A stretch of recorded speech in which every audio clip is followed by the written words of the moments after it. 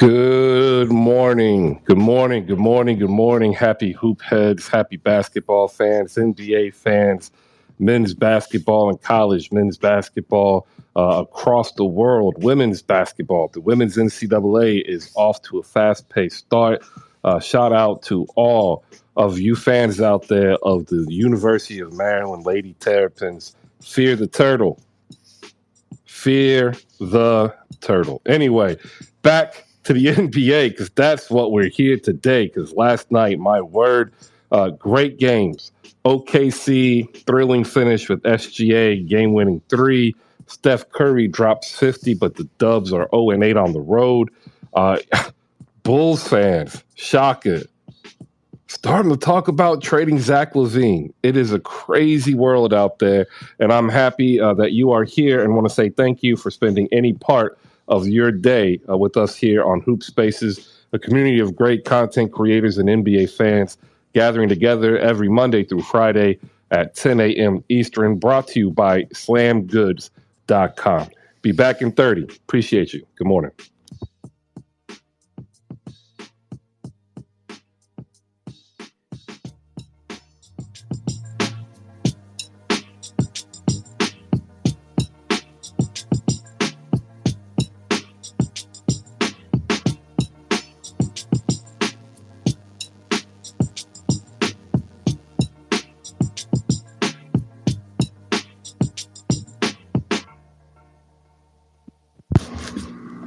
All right. Good morning. Good morning to everybody down below.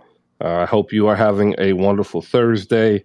Wherever you are, thank you for spending any part of your time here with me and with everybody else who's a fan of the NBA on Hoop Spaces, brought to you by slamgoods.com. Head over to slamgoods.com, pick up your copy of the Asia Wilson WNBA championship cover. You can get that framed. It's $9.99. Use promo code HoopSpaces, save 15%. Save yourself $1.50 and go get you a proper cup of coffee. Not at Starbucks, who I'm still upset at for messing up my drink. Up top, you'll see a couple of tweets already up there. And yep, I led with the cat. The cat is back. Ladies and gentlemen, if you can like and retweet the cat, that will get you access upstage. And if you love what we do here at Hoop Spaces, first, thank you. Give yourself a point. Second, please like and retweet the review, our daily newsletter recapping every game completely, plus giving you the links to the news and notes that you want most, and also featuring our own creators. Today, in this episode or issue, I keep saying episode, really got to work on that. Shout out to Justin Patton, who actually put out a World Cup opinion piece, reaction video. And we have a whole bunch of creators who are excited for the World Cup. So we'll be sharing a little bit of the second best sport behind basketball. I do want to give a shout out to some top 25 men's and women's before we get started in the heat of the matter of the NBA. Last night in the men's, Michigan 91, Pittsburgh 60, Tennessee's ranked 22nd. They beat Florida Gulf Coast 81-50. Those Houston Cougars, man, 83-48. But that is an exciting team to watch. Arkansas ranked 9. They beat South Dakota State 71-56. And then an upset in Austin as the Longhorns, the Texas University in Austin, Texas. Wow. 93-74 over the second-ranked Gonzaga Bulldogs. So that's your top 25 in terms of scores. When we go over to the women's bracket here, phenomenal news for USC as they get, their girl. But we're talking some phenomenal games again. I already gave a shout out to my University of Maryland Terrapins, the Lady Terrapins, 70-52 over Davidson. North Carolina beat South Carolina State 93-25. They held them to 1 point in the first quarter, and they held them to 2 points in the third. And it was 32-1. Like, God, that there's got to be like a scheduling mercy rule. LSU Houston Christian 101-47. Iowa State barely gets by Northern Iowa 88-85. North Carolina State doubles up Charlotte 96-48. University of Michigan ranked 23-99. Western Michigan 67. Notre Dame looking real good against Northwestern 92-58. Utah put up 124 against the 16th ranked Oklahoma Sooners 124-78. And the number 2 ranked team, the Lady Cardinal, 80-43 over Cal Poly. So there you go, keeping you abreast of the top 25. We'll start spreading out a little bit also in the newsletter where we've already started adding links to some stories covering women's college and men's college. We'll continue to do so. If you're down below and you are a creator, you have a podcast, or if you are a writer and you are looking for a potential home to get extra eyes on, we'll be opening up recruiting soon, especially for the website, getting your words out there in the newsletter and online. So stay posted to that. Jay the Wakanda and Micah are about to come on up. We're going to go ahead and get ready to recap last night's action in the NBA. And I want to say thank you to every single one of you, because like the people that are in this room are here pretty much on a daily, and I really appreciate the support. All right. If you want to come on up, go ahead and engage with the 3 tweets that are up there. Like and retweet them for me. Let's build this community one day at a time, one person at a time. We'll say good morning first to Jay, the Wakandan Tech Support. Jay, good morning. Good morning. Shout out to the Lady Jackson State Tigers, beating Louisiana, the Raging Cajuns. If y'all don't know about the Raging Cajuns, Louisiana Lafayette, I believe. Coach D'Amico That would be correct. Got the girls going. So I'm excited, and I'm also excited to tell all y'all I told you so about one Nikola Jovic. We'll definitely get into that. I also want to shout out Tyrese Halliburton, and I'm going to give a very controversial statement about Mr. Tyrese Halliburton. 125-113, Tyrese Halliburton leading the Pacers over the Hornets, and now the Pacers are 7-6. And here is the controversial statement. Tyrese Halliburton is a top 5 point guard now, and he ain't 4 or 5. Only Luka Doncic and Steph Curry is playing better at point guard than Tyrese Halliburton, who is tied for second in the league with 8 double-doubles, only trailing Bobby Portis of Milwaukee by 1. Most double-digit assist games, leading the league in assists, shooting 49 from the floor, 42-point-something from 3, averaging 20 and 10. Tyrese Halliburton is here, ladies and gentlemen, in a rare win-for-win in trading. Both the Sacramento Kings and Indiana Pacers have accomplished something that the likes of Brooklyn hasn't been able to, or Los Angeles has been able to, and that is build a young core of competitive players. So shout out to those Indiana Pacers, 125-113 over the Charlotte Hornets, and a get well soon again for LaMelo Ball, who re-injured his left ankle with a minute 34 remaining. Sucks. It sucks. And I actually said this, like, watch him come back in like 2 or 3 games. He re-injures his ankle and end up missing more extended time. And he just had the best game coming back after missing 13 games, 26-6. So hopefully we'll get news, and hopefully there's no structural damage, and he'll only miss a few weeks as he recovers. The Minnesota Timberwolves went into Orlando. They beat Orlando 126-108 behind Anthony Edwards and Karl Anthony Towns combined 65 points. But Bol Bol stole the show again, in my opinion, 26-12-3. The Bol Bol Express is a phenomenal watch. If you haven't seen it yet, go ahead. We'll say good morning next to JFK. JF, good morning. Your Heat lost last night. They played the Toronto Raptors in Toronto. OG Anunoby continues his most improved player case, and Fred VanVleet came back and put it on Kyle Lowry, saying, I am now the master. Yeah, what do you got here in terms of your Heat losing? Although Jovic is here, and I don't think he should lead the starting lineup. I think once Bam comes back, you need to put Caleb Martin to the bench. We could talk about that as well. JFK, good morning. Yeah, Chris. So that was the first thing I wanted to say is that we've been talking about Nikola Jovic starting at the four. I don't know why it took so long. I mean, it's a 6'10" freak of nature. I mean, he's a mixture between. And I'm gonna go ahead and tell my lies right now. He's a mixture between KD and Dirk Nowitzki. Let me tell my lie. Just because the man came off 11 points, all right, 80% shooting in the first quarter, I'll take it. The thing is that he needs to put on a little bit weight, but Chris, we saw a phenomenon last night because the Heat did not just play one team; they played two teams. They played against the Toronto Raptors and the referees. It's crazy because if I tell you the numbers right now, Heat shot 54% field goal, 37% from the three, and the Raptors shot 51% field goal and 26 from the three. But yet during the third quarter, we had about six straight travel calls. And to be honest with you, thank God for replay, Chris, because I would have thought this is like the Heat were just going crazy with all these turnovers. But in actuality, there were a lot of bad calls, Chris. A lot of bad calls, especially offensive foul calls that should have been called on the Raptors with OG Anunoby putting up his knee and hitting Deadman right in the crotch. I mean, that definitely is an offensive foul, but it was not called. But last night's loss is not going to get me down just because we saw the sightings of what our 27th pick is supposed to be doing. I mean, the complementary piece that we were looking for next to Bam is exactly what Nikola Jovic offers. It's size, it's being able to stretch out the floor, and it's being able to give Bam his opportunity to play point Bam, and then Nikola Jovic is coming off either the wing or the high point.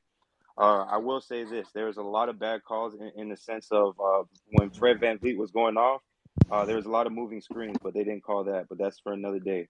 But it was a tough game without Bam and Tyler Hero last night, Chris. And you and Tony came on here yesterday saying, "Man, I don't even know how I'm gonna watch this game. I already know it's gonna be a slugfest and a drag fest, and that he's gonna get dragged by like 20 points." But we were leading the game for majority of the time. And to be honest with you, even when they went on their 22 to 0 run, we still came back within 2 points. So I mean, within 5 points to finish off the third, and then we came within 2 points in the fourth. But a lot of bad calls, Chris. But shout out to Jay the Wakanda Tech support. He knows the future's bright. He knows the future's bright. The best European basketball player to come out of the draft this year. Appreciate it, Chris. There's a lot of nasty propaganda in that statement. It's so much to unpack. I had lies to tell, Chris. I had lies to tell. Yeah, like the bad calls, like bro, they traveled. I hate to break the news to you. They traveled. What about the Kyle Lowry travel they called when he didn't move his pivot foot? It was the left foot. That wasn't a travel. He switched his pivot. Like he received the ball, switched his pivot. He traveled. I'm gonna have to watch that again, Chris. I ain't gonna lie to you. I'm gonna have to watch that game again. But that was a nasty game. Like for us to have that many turnovers, 23 turnovers from a team that it was a nasty game. You're right. Like we're a team off of execution, Chris, and that's how we win, and that's how we play ball. So you mean to tell me we had 23 turnovers? It happens. Oh my gosh, that's crazy, Chris. It happens. Like every team has a game like that. Jay, you're a Jovic fan, soon to be Stan, and I want to shout out Santa Rosa doing what all Raptors fans do, giving a good approval of a young player, and then immediately following up saying they should be a Raptor.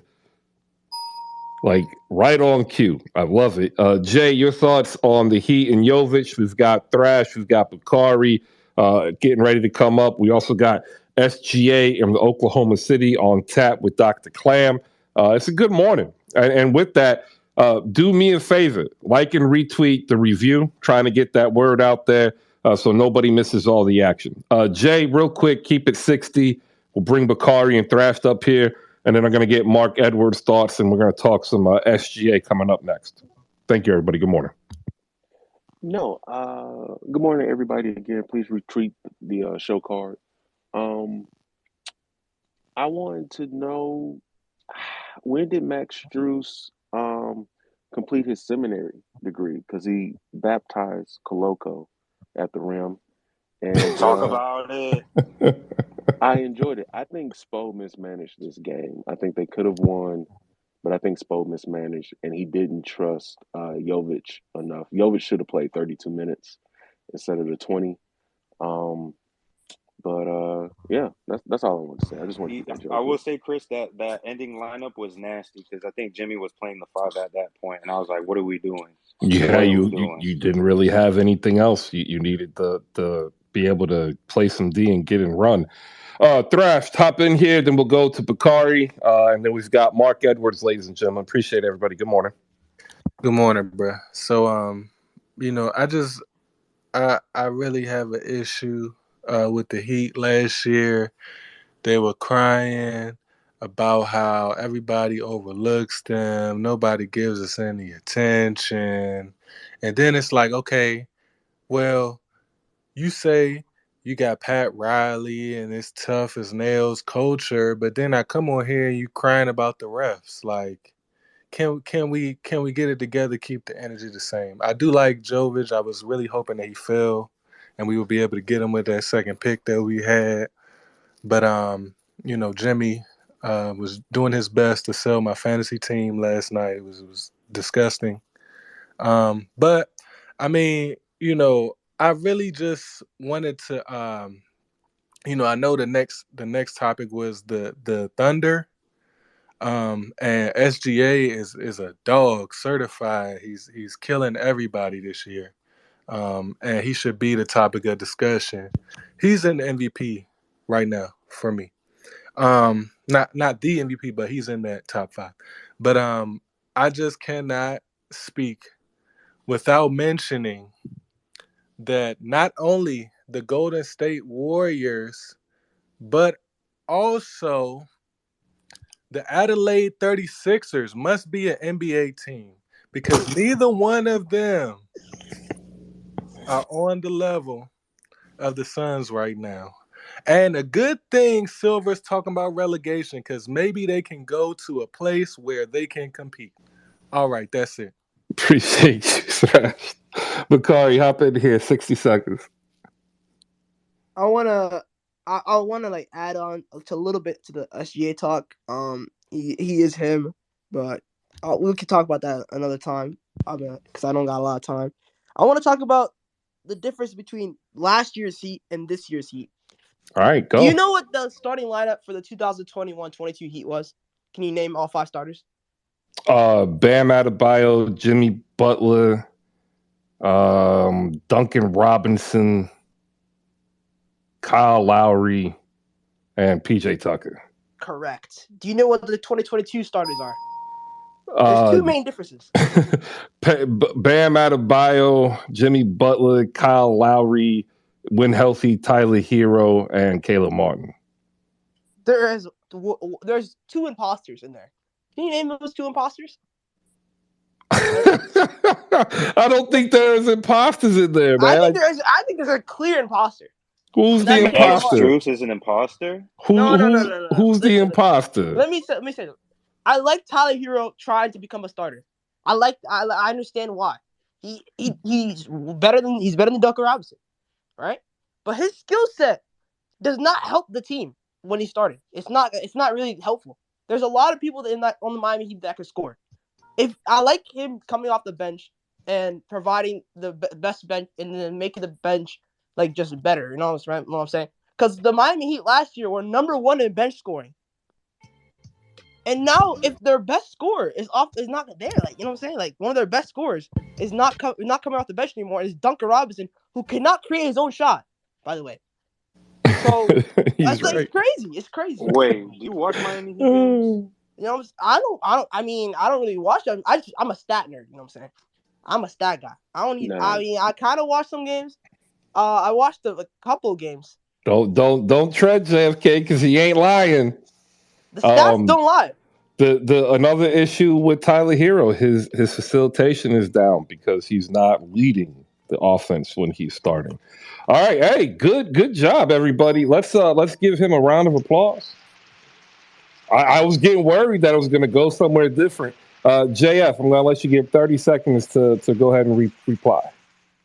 So yeah, for you to say Tyler Hero's an imposter is crazy. You can say he should come off the bench, and I'm fine with that because there is a lot of dynamics in that statement. But he's not an imposter. Nobody on the Heat team is an imposter. There's a lot of teams that would love to have a Max Strus on the team, giving it to a 7-footer like last night. I mean, Jesus, what happened to Koloko? He might be gone from now. Okay, I don't think he was talking about Max Strus. I think he was talking about Caleb Martin. But even in Caleb Martin, to be honest with you, Caleb Martin's doing a lot better job this year than what PJ Tucker did last year. You can check the stats. So that ain't saying that much, bro. I know. What did you just say? What did you just say?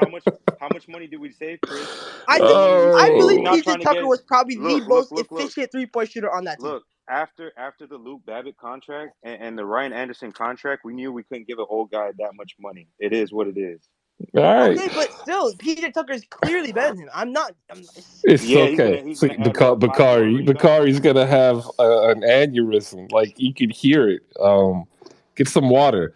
Also, ask Chris how PJ Tucker's doing. That's all I gotta say. Also, last night, 121-120 Thunder over the Wizards. Shai Gilgeous-Alexander, 42, 6, and 7.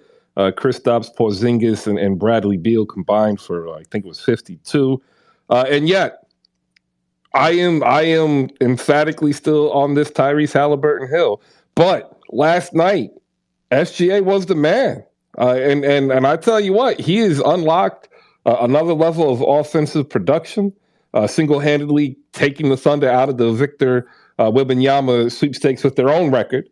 But they got so many picks, they're always in it. This is a dangerous team, man. Like, a very dangerous team, because when you look at it, they're doing this with the mixture of Alexei Pukashevsky, Jeremiah Robinson Earl, and a whole bunch of other who's that? And they are doing good. Dr. Clam, give yourself a round of applause. Give us a breakdown of the game, and then we'll go up to Mark Edwards. Hey, how's it going, everybody? We are about 5 minutes in that Boston game for me making an entire fool of myself up here. So I'll try and keep it. I'll try and keep it PG.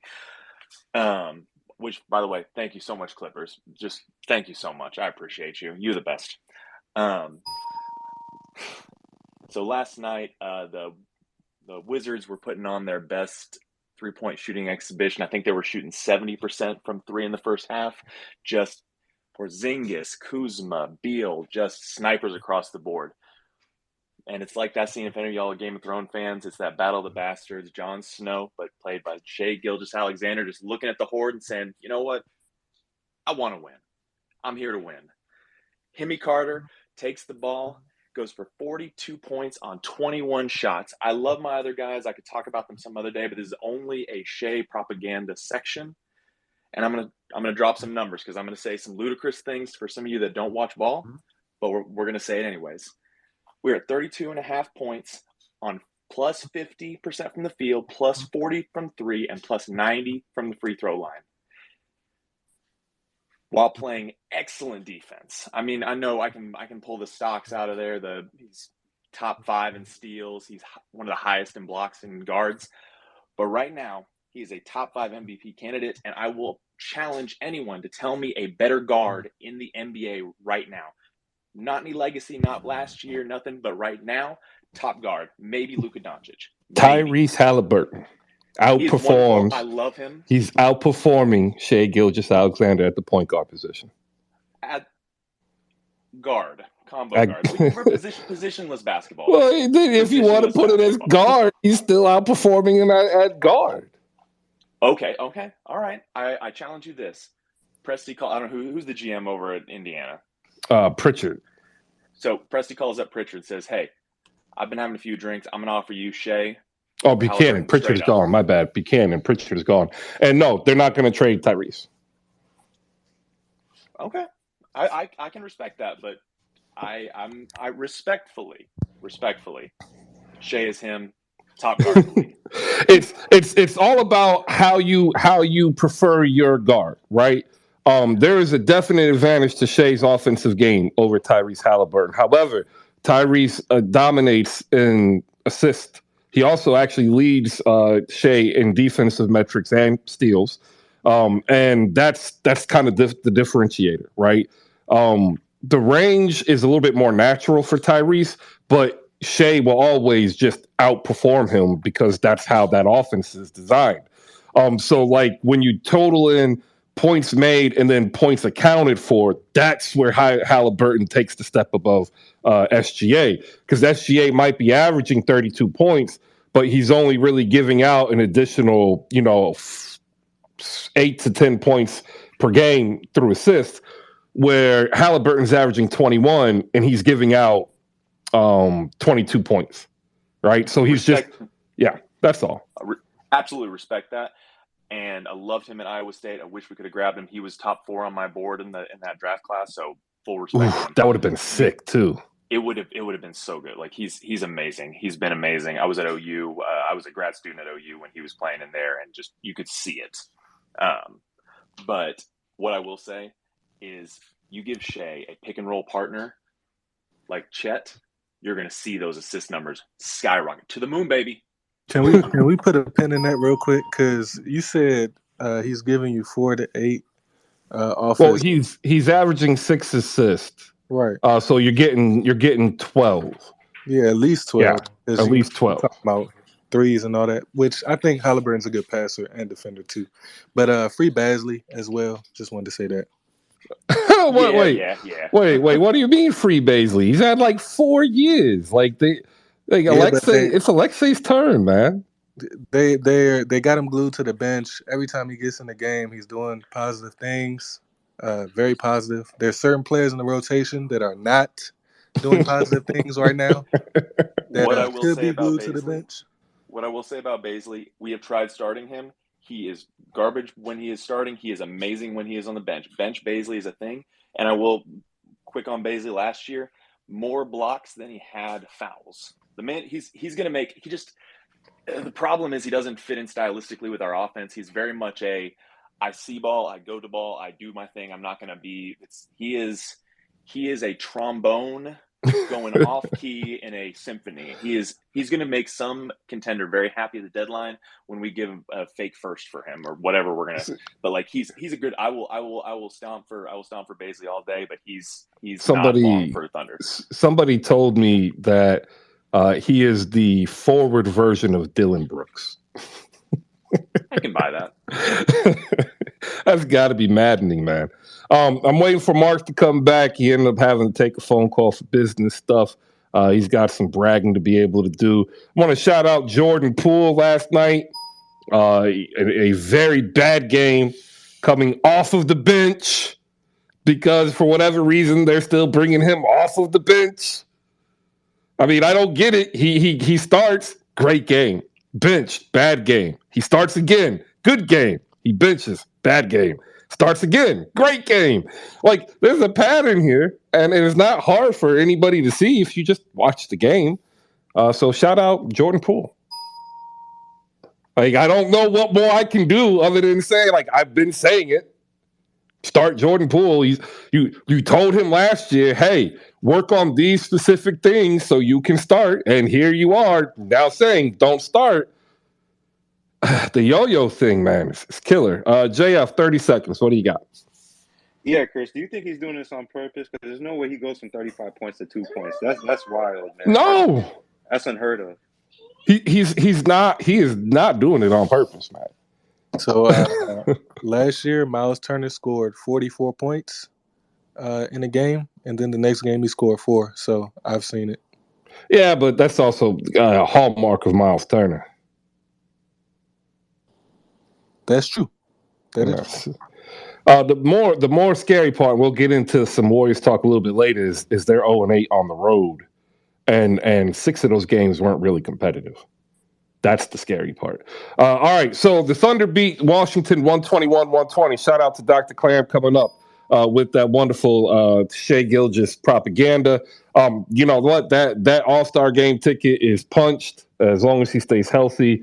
We'll see about the MVP, because if he can't lead the Thunder to a winning record, that's going to be a hallmark, and it'll be held against him. But then he'll be put in that cycle like Jason Tatum and be like, oh, next year's the year, right? Like, so. Calm yourself, man. Calm yourself down. What are you talking about? Like, Jason Tatum is doing great. I just don't see him winning the MVP. That's all. Team record has, you know what I'm saying? I just don't see him winning the MVP. I just he's going to be in the top 5. I think SGA if he continues being the top 5, but I think they'll both be 3 to 5. I don't see them as the 1 and 2 right now. I feel you. I understand. Yeah. So you're saying like they're just gonna be contenders for the rest of their career and never win it? That's actually possible. Look what happened to some people who ran into Kevin Durant, Steph Curry, and LeBron James. That's fair. Like it happens. Like Dominique was cold and could have won an MVP twice, and he ran into a dude named Michael. And Carl. Like Hakeem Olajuwon could have probably won 5 in a row, but he ran into a dude named Mike. Like it just happens. So I want to give some credit here to Washington because they played actually a really good game, and they actually had their own quote game-winning shot until SGA countered with Bradley Beal, who's back out of protocols, and with the 6 seconds left, he hits a jumper to put them up by 2. And Kristaps is playing great. So shout out to the Washington front office. They're now 8-7. Kristaps 27-9. Bradley Beal 25, 6-6. Kyle Kuzma fits perfectly. 1 assist away from a triple double. 8, 10, and 9. I mean, you could literally make the argument that the Washington Wizards are 1 player away, and it's either a wing that can replace Denny or another guard who can move Monte Morris to the bench. And you start looking at it, they've got Hachimura, Crisper, Barton. They could package 2 of those people in a future first and pick up somebody from a non-contending team who's a shooter. Let's say maybe Eric Gordon wouldn't cost that much. And then before you know it, that's a legit 8-man rotation. So shout out to the Washington Wizards, even though they lost. Great game. All right, now we will go ahead and take a break. I'm going to hit this button. I'm going to do a read as my cat decided to break into the studio. All right, hey, welcome. We're at 10:34. Thursday, ladies and gentlemen, 17th of November. We are getting ready to start fall break here. My son is home on virtual learning for the next 2 days, and then he's off for the entire week. So I hope that you, no matter where you are also getting ready for one of the most underrated holidays, being Thanksgiving. And the issue that I have now is with the people who are making sweet potato casserole. Okay? That's not it. No matter if you use pralines or walnuts or whatever mixture you use with your nutmeg and your cinnamon, you're wasting sweet potatoes. And you should really stop. You should look in the mirror and say, I can do better, and learn how to make a sweet potato pie. Because when you're talking about the pantheons of side dishes in Thanksgiving, nobody wants some mushy, oversweet, underseasoned sweet potatoes with burnt marshmallows. Just do you and us a solid. Bake a pie. Brought to you by slamgoods.com. Slamgoods.com, your home for apparel and collectible needs covering the NBA, WNBA, and just basketball in general. Head over there and pick up a Slam to the World hoodie. It's on sale. Use promo code HoopSpace to save 15% off your entire purchase site-wide. Big ups to the Pickup Card Game for securing that sponsorship for us. As a believer of the community we're building, we also want to say, while you're over there, check out the Pickup Card Game. $25 for a lifetime of memories. Combining the passion for children and basketball, creating a unique game experience. $25. Use promo code HoopSpaces, save 15%. And then buy yourself, some tea. Tea's dope too. You don't always have to do coffee. You can rock out with some tea. Earl Grey, chai, it's all good. Appreciate it. All right, we'll go to Jay the Wakandan tech support next. JF also has his hand up. We'll keep breaking down the games as we always do here Monday through Friday. Big shout out to everybody down below, all 95 of you. We appreciate you coming in. We appreciate the support. But we would also really appreciate if some of you would be as kind to sign up for the Hoop Spaces review. Absolutely free newsletter. You get all the game recaps, news and notes, community features. And if you could, also like and retweet it. Like, please, you're here every day. That's the least you can do. All right. My soundboard is messed up. That was supposed to end playing, and it didn't. Back to the talk. Jay the Wakanda, the floor is yours. Go ahead. Yeah, thank you, Chris. Good morning to everybody again. Please retweet the show card. This sweet potato slander shall not stand. Um, Sweet potato, I don't care. I don't care. You can boo me. I've been right. I don't care. Um, it You is a eat sweet food that potato brings joy. casserole? Bro, Sweet you're potato not black. casserole. Listen, let me tell you something about sweet You're potatoes. not black. Sweet Take this black potatoes card. are a blessing no matter how they're served. Okay, Yeah, sweet potato whether you pie. bake Yeah.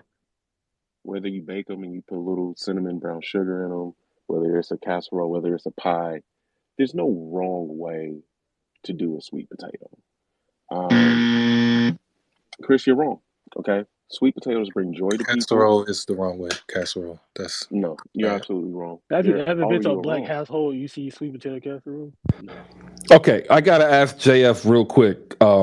JF, are you pro casserole or are you pro pie? You know what? That's a trick question. You can love both. That is not my a trick question. It's an either or. my lady made both. She made a green bean casserole and then she made a pie. I will Well, no, have no, to no. go We're with the talking pie. about sweet potatoes, man. Sweet potato casserole, sweet potato pie.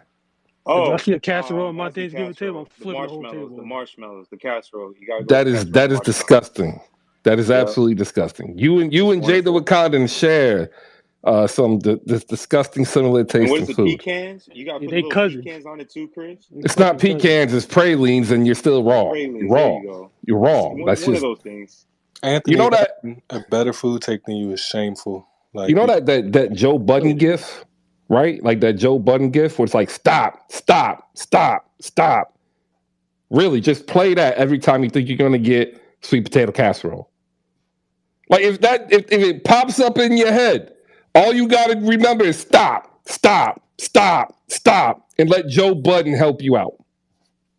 Listen, I will flip the whole table over so fast if I see that shit at the table. Like the whole table. Just flip everything. Fuck.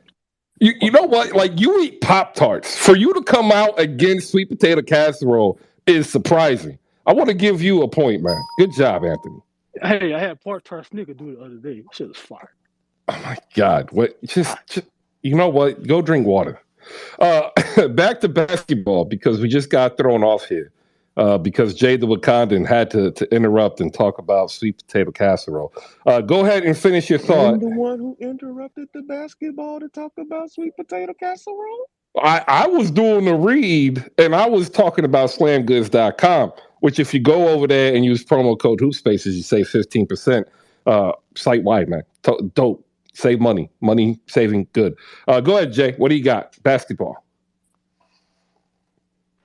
Yeah. Oh, basketball. Well, I was gonna say something about Damn, the your hoop. voice changed, JF or Jay. Like I was Oh, going I back. didn't hear that. My Yeah. bad. All right. See, Jay's like, I don't even want to do it because he thinks he's being set up. I see it. All right. We'll go to 6 of the 12 real quick to talk some Pelicans who won last night, again, without Zion for the second game. We'll give you 60 seconds, 6 of the 12, and then we want to head over to Mark Edwards so we can break down this Golden State fiasco. As once again, Steve Kerr proves my point right that Jordan Poole should start because, like, he should start. Like, I don't know how more we need to say it. But we'll keep doing it. 6 of the 12. Go ahead. Pelicans talk. 60 seconds. Hey, first I just want to say it's down here in New Orleans and Louisiana it's called pecans, not pecans, and it's pralines. But yeah, no, sweet potato pie with the with the whipped cream on there, man, that's some good stuff. Like I don't know how anyone can hate on that. But no, man, the Pelicans looked good last night. I think they're finally getting into a rhythm. I think a lot of the Pelicans fans would like to see the team play like that with Zion on the floor. To see those three guys, CJ McCollum, Vi, and Zion, mesh together and create some chemistry. But Trey Murphy, man, he did it again. Like last night, he hit a shot. It was in Curryland. I mean, it was at the logo, and I was just like, oh my god, he really got some range now. But I honestly just wanted to mention on the pecan, and the pralines, the pralines and pralines and all that stuff. But that's it, man. I just wanted to comment on that because down here we get everybody saying it's pecans and pecans, but it's pecans. Y'all be good. Have a safe was it Thursday? Yep. Appreciate that. If you look down below in the chat box, you'll see replies similar to Yankees Pride. I'm sorry, guys. This one food take where Chris is 100% correct. Stop doing sweet potato casseroles. Just make the pie. It's just wrong. It's okay. We're here to be better. That's all we're doing. We'll go next to Mark Edwards, ladies and gentlemen. Monstar Labs, one of the best trainers in the game. The price of the brick going up every year. Every year the price of the brick goes up because he putting the dudes in the position to put the ball in the net. Mark, good morning. How are you? I'm blessed, man. How are you? I'm good. I'm spreading the truth. I'm preparing people for a positive Thanksgiving, getting them off of sweet potato casserole, putting them on sweet potato pie. I mean, I think it's important that we do this for the culture. I'm good with that. I'm good with that. I can't be mad at that. Sweet potato pie is amazing. You know what I'm saying? Yes, sir. I'm with you. No pushback on that. The Golden State Warriors lost again on the road. They're 0-8. Curry scored 50. JP scored 2. Mm-hmm. But this comes after he starts and has a phenomenal game. Every game he started has been good, except for one. He had one bad start. He averages 28.7 points per game as a starter. Yes. I'll go back on that. But on the bench, he cannot find rhythm, and oftentimes he seems frustrated because the job he was asked to do doesn't coincide with the responsibilities they've put on him. Coupled with a new staff of benchmates that he has zero chemistry with, it's bad. Like it plays bad basketball. Now that can be corrected with time, obviously. But as we progress closer to Christmas, that gap, if they continue to lose, is going to be difficult to make up with the ineffective starting unit. What's up, man? They'll be a fourth seed this year. They'll win the chip. So when we talk about the bench, the issue with the bench is that when you have young players, they don't really understand the importance of doing your job and letting your veterans, shine in the job that they've mastered over the years and that they're trying to pick up, the young guys, that is. So when you see JP in the second unit, he's trying to get those other guys off because what's important to them is scoring the basketball. If they don't score the basketball, then the ball doesn't move. You get guys who automatically catch the ball and they're looking to score, like a Jonathan Kuminga, like a Moses Moody. You know what I'm saying? And they don't really understand the extra passes that need to be made, how they can reposition themselves so the defense makes a certain read, which opens up someone else for a wide open shot or a cut to the basket. Those are the nuances that they're not accustomed to. It's not a natural thing. When you dealt with a bench crew of, Gary Payton Jr., Otto Porter, even what's the big man's name that's gone? We'll start with a B, but don't sound like it. Oh, Bjelica. Yeah, Bjelica. Yeah, something like that. Well, I mean, he was a bucket. He was trying to get buckets or whatever, but he wasn't as selfish as like a John Kuminga is in this role. So I think it ran smoother in the second unit. But as you can see, JP is a starter in this league. You're not paying that man. Basically, you're paying him max money next year. That's max money, 35 mil off your rookie contract is max money. You got to think about it. Steph Curry, off his rookie deal, and I'm gonna go back to something real quick. There was he made a statement that Jordan Poole could be better than he is, when you look at them at the same age, Jordan has progressed better than him at the same age. You know what I'm saying? And so forth, because Steph did, 3 years in college or whatever. But look at their ages, look at their stats and so forth, and look at the ability to win. Jordan has learned how to be a winner earlier than Steph. Jordan is not going to be the greatest shooter of all time. But when you look at his game compared to Steph, and Steph is saying to people, what y'all not seeing is the work ethic that this guy puts in. They're not seeing that. So, of course, me saying this sounds like, oh, that's blasphemous. How can he be better than Steph? Well, hell, none of you thought Steph was going to be Steph as a rookie. There's no one on this stage or on this planet that can tell me without a doubt that they said Steph Curry would end up possibly being in conversation as a top 5 player of all time. Oh, absolutely Right not. now, he's comfortable. Absolutely not. He's comfortable in top 10. He's comfortably there right now. If he retired today, he's comfortably top 10. By the time he retires, if he wins one more chip, I think he passes Magic Johnson on that list of top 5. And Magic would be comfortable saying that. You know how real Magic is. You know what I'm saying? So all I'm saying is, like, this team is having issues with the younger players. I don't know that they will. I think when Iguodala comes back, which is going to be a while, because he didn't train this summer to play NBA basketball. He was chilling. He got his venture capital company. He's got media company. Like, he's doing other things. So them begging him to come back is because they wanted him to be able to come back and help with this second unit guys.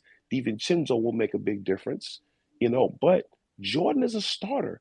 When you see him with that starting 5, the movement, the ball movement, the defensive chemistry, all that is what it is. But I'm someone that I believe in hierarchy, and Klay Thompson deserves that starting spot, but it doesn't mean it's right. And I don't think Klay's mental is set up to come off the bench, because that's why Steph, understanding Jordan is a budding star. Klay is the established veteran, the star, the leader, helped us get 3 chips. That's why Steph came off the bench last year early in the playoffs to show, hey, Jordan, I can do this. Hey, I know Klay is stuck in his ways. He's not going to try to come off the bench. But hey, Jordan, watch, I'm going to do this. I'm going to sacrifice, and I'm still going to get mine. Here's the thing. Someone put up stats today yesterday about the 2 players that are most consistent for Golden State Warriors, and that is Andrew Wiggins and Steph Curry. You're getting consistency from both those guys. Let me make it simple for y'all. NBA basketball is 99% mental. The majority of the game is mental.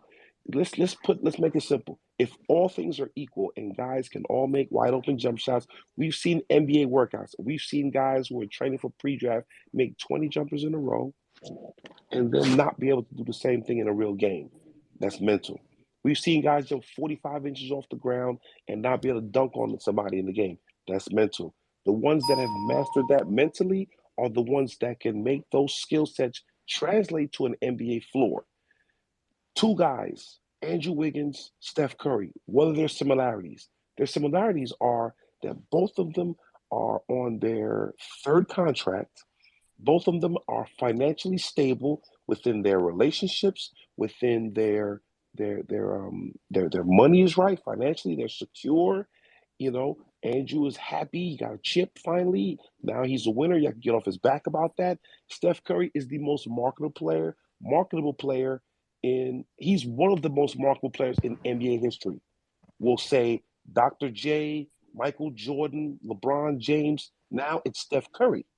He has the most endorsements in the NBA. He has the highest number of, I think, he's passed LeBron in regards to endorsement, like money overall. He equaled his Nike contract with him. He got $1 billion. I got $1 billion. Okay, but then you look at all the other deals Steph has. He's the number 1 guy in the NBA. These guys are secure. They go out there and they don't have a thought. Jordan has to think about, man, they just gave me all this money. I gotta live with the expectations. So I'm gonna do 2 and 3 workouts every day, even if it's game day. Draymond Green has a new family. He has an expiring contract next year. You know what I'm saying? He wants a new deal. He's helped them win 4 championships. He's thinking about that. He feels some kind of way. You know what I'm saying? To the point where He sucker punched one of his best friends on the team. And their relationship will never be the same, even though they've forgiven each other. Well, he's forgiven. Jordan has forgiven him, and we could hoop together. But that relationship is still fractured. So there's a certain bit of chemistry that's missing there in that situation. Clay hasn't played basketball in 2+ years. And then he didn't play this summer. He's not in shape. Everything is not right for him. So he's missing shots that he would make had he been in game shape and playing shape over the summer. But let's be clear. Had Klay Thompson played basketball this summer and gotten re-injured, the world would hate him. Oh So yeah, smartly, and they Kerr did and not play him. Kerr. That's Yeah, right. no, they So because they already complained that Kerr mishandled his injury. exactly. So the thing was, he was like, okay, I'm not gonna play any pickup ball. I'm not gonna get my rhythm. I'm just gonna work out with the team under team supervision, the whole 9 yards. You guys see who I'm working with, you know, and I'll come into camp and we'll take my time and we'll have me ready for the playoffs. But here's the thing. We live in a microwave society where everyone wants these results right now.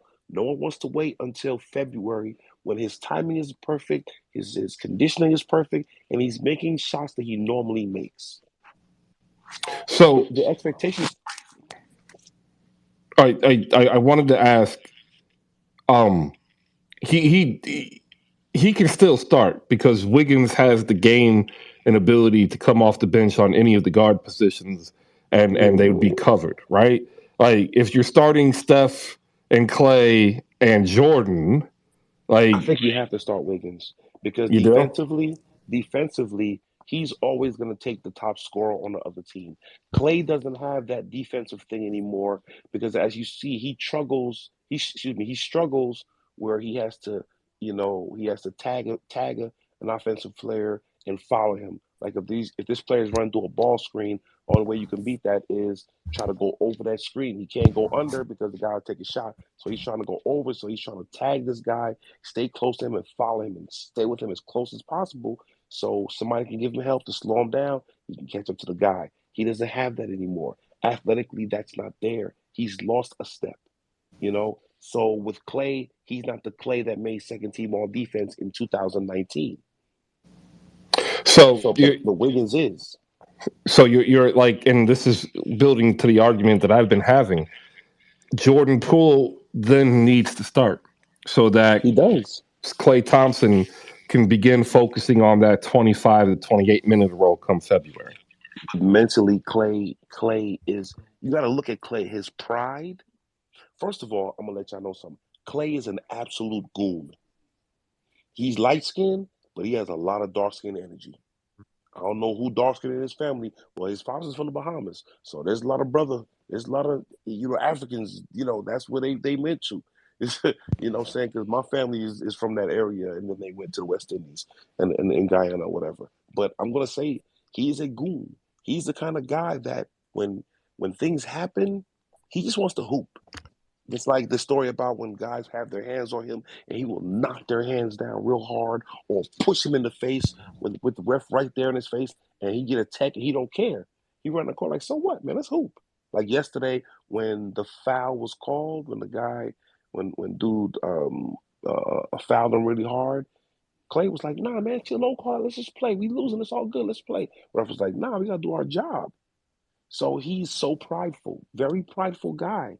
I don't know if mentally he's built to come off the bench because he's never had to, ever in life. You talking about I think the Okogie foul? I think it No, it was. wasn't Koji. It was who's the off guard, the lefty, the left-handed guard that got for Payne or Washington? Payne, Because Payne they're both loaded up. lefties. Yeah, Payne loaded up, swung and hit him at the end of the game, and they called the tech. It was a minute left, and Clay was asked the referees not to call it. I remember they had that. to. Yeah.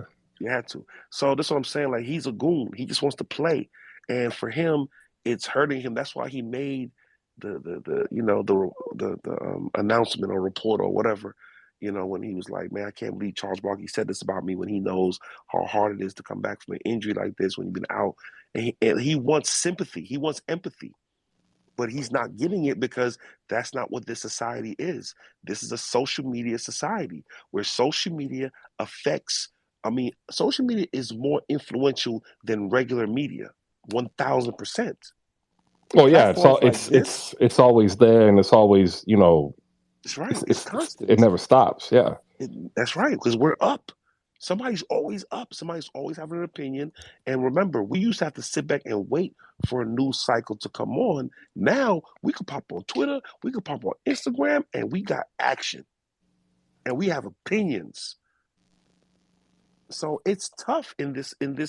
Could Michael Jordan have dealt with this? You remember how mad Michael Jordan was Yo, I've been. when they wrote an article about him going gambling? Remember how pissed he was? Well, no, like there are three players who not have had the career they had in this day and age: Michael Jordan, Charles Barkley, Karl Malone. And like, there's no hesitation with me saying that because all of them would have faced long-term suspensions for various infractions of league policies simply for the fact that we are in a 24/7 social media cycle. Especially Karl Malone. Karl Malone would not have had the Yo, long there's NBA career he so had many stories. if people look at his personal life, the issues in his personal life, if they would have come up, he would have been out of the league within 5 or 6 years Mm-hmm. because you couldn't touch No. him. So you're right, 1000%. Phoenix played a fantastic game. Everybody kind of said that they were going to fall off a cliff. I said that they will fall back from 60 plus wins, but like that's still at least a 50-win team. They are 7-1 at home, 9-5.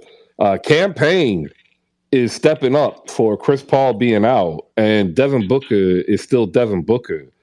Mm-hmm. I don't know how exactly they're winning. There is because he hasn't improved. He's still the same. Like Devin Booker. Yeah. I don't think Book can improve. The only thing that can improve with Book is his ability to catch and shoot. If he gets more catch and shoot opportunities, he'll be even better because he's an amazing catch and shoot guy. But if you watch him play, 90% of his buckets are off the dribble. And in their offense, I don't think that works for him efficiently as well. I can see that.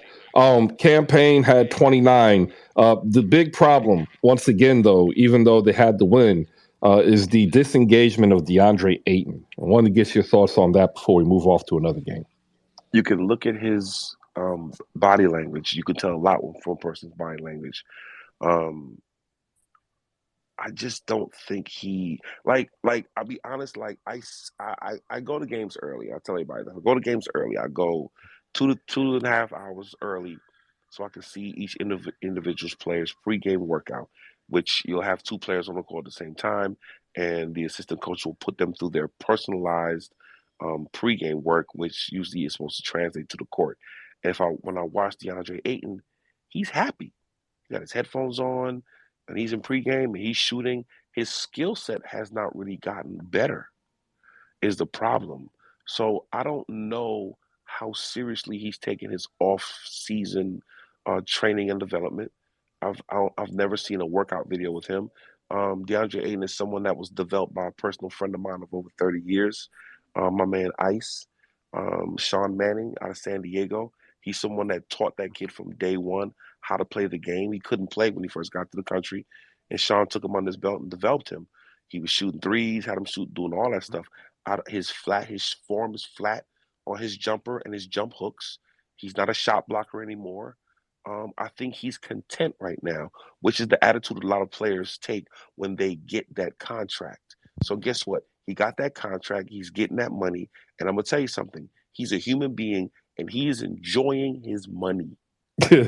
He's enjoying the extra things and the things he can buy for his parents and all that. But after a while, that gets old, and you start to realize money doesn't make you happy.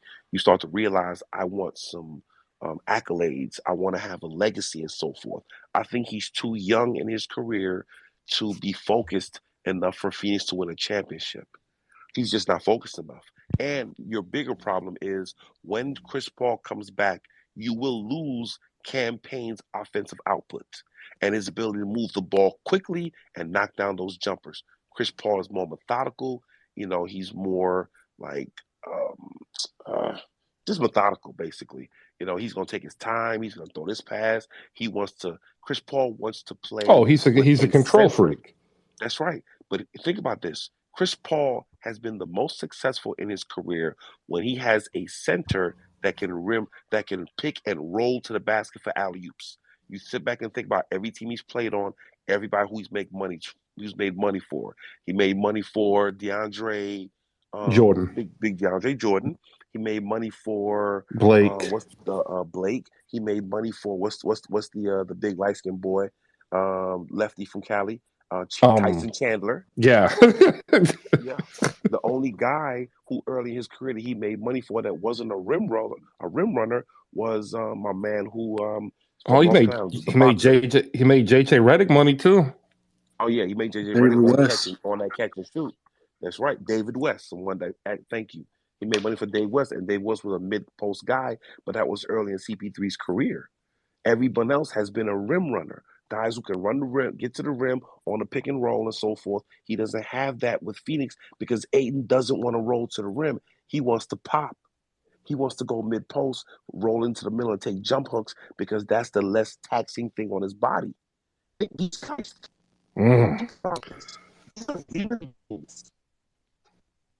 Man, you started to break up too after that. Went into the Matrix, my brother. Yep. We'll get him back. Let me send him a message. Can you hear me? I was gonna say too. He was talking about. Oh, you good now? Never mind. Go ahead. Yeah, you're good. You're good. Now? Okay. Yeah. I'm sorry. Yeah, I was saying that DeAndre Ayton, he doesn't want to roll to the rim. He doesn't want to beat his body up. He wants to take pick and pop jumpers. He wants to go mid post and take mid post jumpers. He wants to back you down, spin move into the lane, and take jump hooks.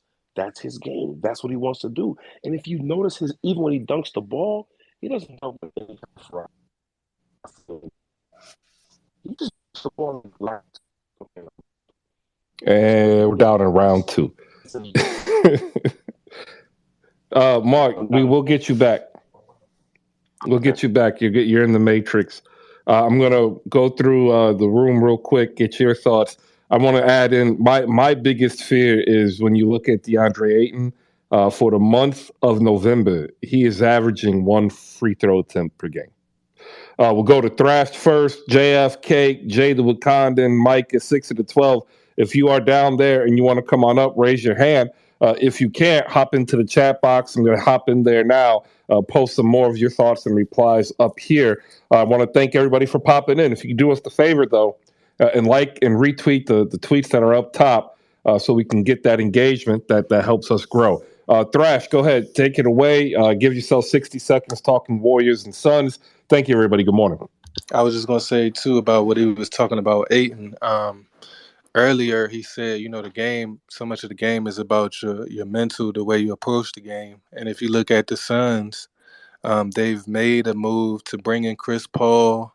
From outside looking in, it looks like Devin Booker is the franchise player. When Ayton was drafted there, I guess in his mentality, he was the franchise player. And now you see last year they trying to, lowball him and make sure they only pay him the restricted offer. So, maybe in his mind, he no longer feels he needs to put in that sacrifice if they're not going to see him as the leader of the team anymore. And I think it's reflected in his play. That's a good point. Although I would say that I don't necessarily think it's a leadership aspect because he was just dominant in Arizona. He wasn't necessarily the leader.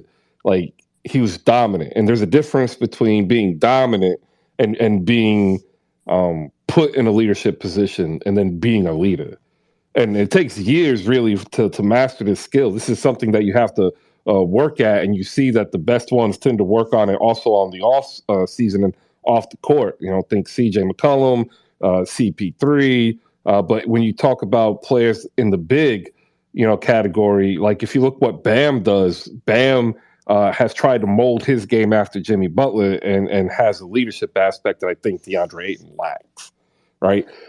I think he can get it if he wants to be engaged, but let's be honest, he just looks like he doesn't want to be there, and I don't blame him because, he went to high school there, went to college there, he might just want to go have some fun, just throwing that out there. I wasn't meaning the leadership quality. I was meaning being the featured player. Oh, okay. As like just like how KD, he's the featured player. Oh, yeah, it was But always he's going not to be Booker. always necessarily the leader. Yeah. No, that's going to be, that has been Booker's franchise for 5 years. It is going to be Booker's franchise for as long as he's there. Jada, what kind of tech support? Hop in. Yeah, no, I think Phoenix completely botched DeAndre Ayton's development. I think that nobody ever pulled Book to the side and said, "Hey, listen, we need you to feed this guy. We need you to make sure he averages 20 a night." Um, and I know that when they brought in Chris Paul, they moved Book from the 1 to the 2, but when you have a big and you're running a fast break, you have to get the big the ball. And with the game now, with transition threes, and transition threes are great. Chris Paul has the ability to knock them down. Book has the ability to knock them down. Bridges has worked on that part of his game, and that's fantastic. But you don't feed Ayton when he runs the floor. So guess what? Ayton stops running the floor. So now Ayton kind of jogs to the half court, waits for the transition three, because that's 20 feet, 30 feet. You don't have to put on his body or whatever. But that doesn't make Phoenix a better team.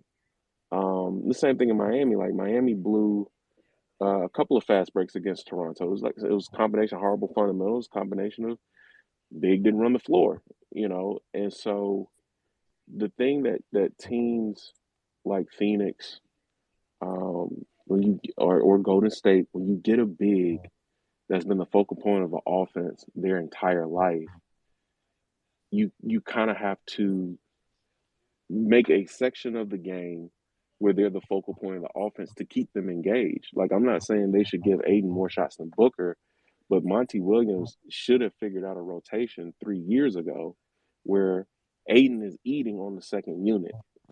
And I think Ayton could have lived with that. But Ayton comes in, he sees Book scoring more than him. Then he sees Mikal Bridges come in as a rookie with a bigger role than him on the offense. And that, I'm sure, as a 1-1 pick, that bothers him. And there's a reason why he was willing to go to Indiana. Think about it. He chose Indiana over Phoenix as a lifestyle. There's stuff off the court about that, though. There is stuff off the court about that. But what I'm saying is, for a kid who's known nothing but Arizona since high school, to choose to sign the qualifying offer for Indiana should have let the Phoenix organization know we might need to change the way we do things. And I don't think this situation is going to work long term. Because like he said, Ayton is not going to sacrifice to win a chip. And Ayton's point of view is, why should he? What have the Phoenix Suns sacrificed for Ayton? $30 million plus per year for the next 4+ years. I mean, but name a dude with his skill set. Like, if they what is his skill set? He's turned himself into Todd Fuller. Well, here's the thing. They don't throw him the ball, Chris. So if you're Ayton, why wake up at 6, go through all these workouts? Why even go to Houston, talk to Akeem, and learn these skill sets if I'm only going to touch the ball 12 times in a post a game? Let me ask you this question, right? Mm-hmm. What if he just beats his man consistently to the point where they have to give him the ball? Because when you're watching him, he's not beating his man to a dominant post position. That's a Monty Williams issue. That's a Monty. But he could still take it upon himself to beat his man. No, he can't, because there's been too many times where he did beat his man where he didn't get the ball. So, but you got to keep doing it, right? No, now when you're not, that's not how big men work, Chris. All right. If you don't give them the ball when they run, they stop running. Oh, no, I agree. I agree with you. I'm just saying, like, I think that he could take it upon himself to continually beat his dude to the point where everybody's like, you got to give him the ball. No, the better way for him to get the ball it's just start getting 3 seconds in the key. When he seals his man and they look him off, you just stay there. Just Yeah, I stay like there. that idea. Thrash, 30 seconds. I'm going to bring JF in here, everybody. Thank you on your Friday Eve, everybody. Good morning. Good morning. But also, Jay, too, to what you were talking about as far as getting them the ball, some of these things, man, these are, I think, symptoms of the evolution of the game. Like, guys that are young with his athletic profile back in the day, he would get a max off jump. He would have got a max and he would have been featured. But because of the way the game is played, I mean, he's kind of taking a back seat. So I think that plays a major factor. All right. Jay, I'll give you 30 seconds to respond.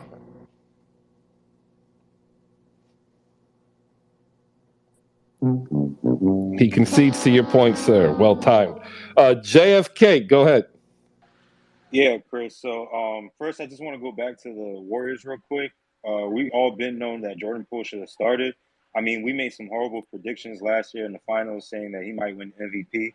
It's because we saw Spurs when he started. I mean, when Clay was out and he was starting against the Miami Heat, he was dropping 39 points. So even then, at that time, I was like, man, this guy needs to start, regardless if Clay comes back. Like he's just automatic like that. And when I asked that question earlier, is he just doing it because, he wants to be, is he only scoring 2 points on purpose because he wants to be a starter? And he said, no, I kind of thought about it. And I looked back and I was like, man, he's really been doing it as a starter and we just haven't really seen it. Or we have seen it, but we just don't really talk about it because we have something towards Clay's feelings. And I understand. Trust me, I do.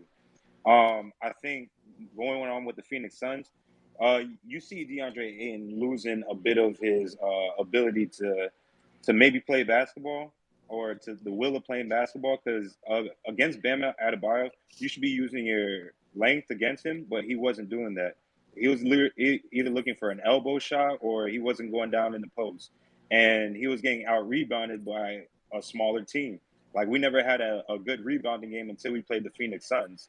And to be honest with you, I think that he couldn't be a featured big man just because your featured big man would have to be somebody like a Joker, a Embiid, or even a Karl Anthony Towns.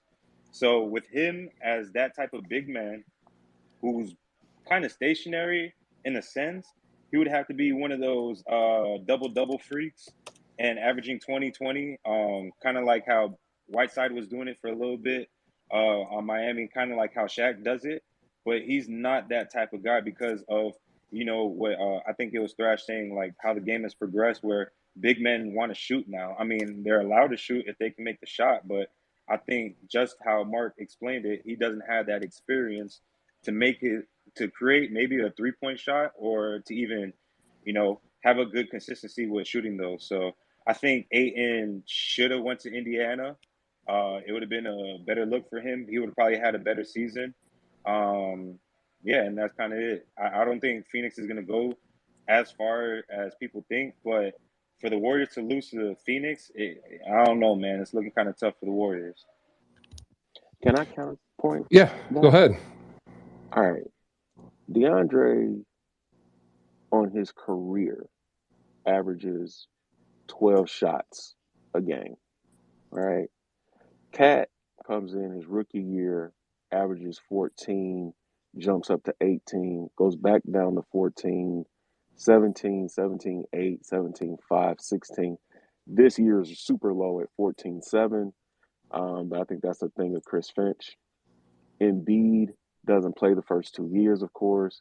He comes in first year 13-8, second year 16-8, next year 18-7. The injury year, 51 games, 15.7. The next year, still an all-star, 17.6, 19.6. This current season, he's averaging 20 attempts a game. So when you say Embiid, Karl Anthony Towns, they were made either the linchpin or the co-linchpin of the offense. DeAndre Ayton has never really been the linchpin or even the co-linchpin of the offense. And again, I'm not saying that the Suns should have told Devin Booker to shoot less so Ayton could get his touches. What should have happened is they tell Ayton, you're going to get 18 shots. 15 of those shots, 12 of those shots, however, are going to come with the second unit, right? And so that's where Phoenix has messed up. But now they've paid him. And so now that he's paid, there's no incentive for him to act right now. You see what I'm saying? Like Yeah, no, I see what you're you've saying. paid me max money to be the fourth option. So why would I do you the favor and work on my game to have second option game when I'm making the same money and getting the same touches as a fourth option? If you want more points, go holler at Mikal Bridges. If you want more points, go holler at Book. Obviously, that's not my job. As long as I'm blocking and rebounding, don't talk to me about winning. That's on y'all. And that's the attitude he's had because that's the attitude the franchise has had with him. These people are human and they have egos. And so, and then they acted like they didn't want to pay him for 2 years. He ain't forgot about that either. So this is a human being issue. This isn't like a 2K player on the spreadsheet. Statistically, analytically, he should. No. This is the mismanagement of a franchise, and they did not manage the human being correctly. And while we're on this subject, free Jabari Smith. Point. I love it. If you look up top, ladies and gentlemen, if you look up top, it's time for a commercial break. We are 17 minutes into the second hour. I'm going to get this tweet up here. There is a new special collector's edition for you Knicks fans out there. Over at slamgoods.com right now, you can use promo code HoopSpaces, save 15% off of that. I'm going to ask that everybody retweet that for me. I'm going to take out, pretty much every other tweet. That is what I need to help me continue to build and grow this brand. So if you are in the room and you have the ability to, please, by all means, take the 10 seconds and like and retweet this tweet. And hopefully we can run this up a little bit. And that way, when we start offering our own merchandise, maybe Slam Goods says, hey, not only do we like what you do covering the NBA, we really like this hoodie you designed. How about you sell it here? Like, that's how it works, people, when you're trying to build it one day at a time. Like, no money is being made. We are doing this with nothing but volunteer work, passion, energy, and a dedication to providing, coverage consistently of the NBA in a way that we feel is lacking. So when you see me, that's dope. But check out the other people, such as Live from the Mecca, who hosted yesterday, 2:05 p.m. You have 77 Spaces. You'll have So You Think You're a GM. We have the Raptors Live TV. We have Hawks Fan TV Spaces. Like, we are here giving you the content you want. So the best way to ensure that we stay here with this content is to help buy in and support us. So please, by all means, hit that retweet.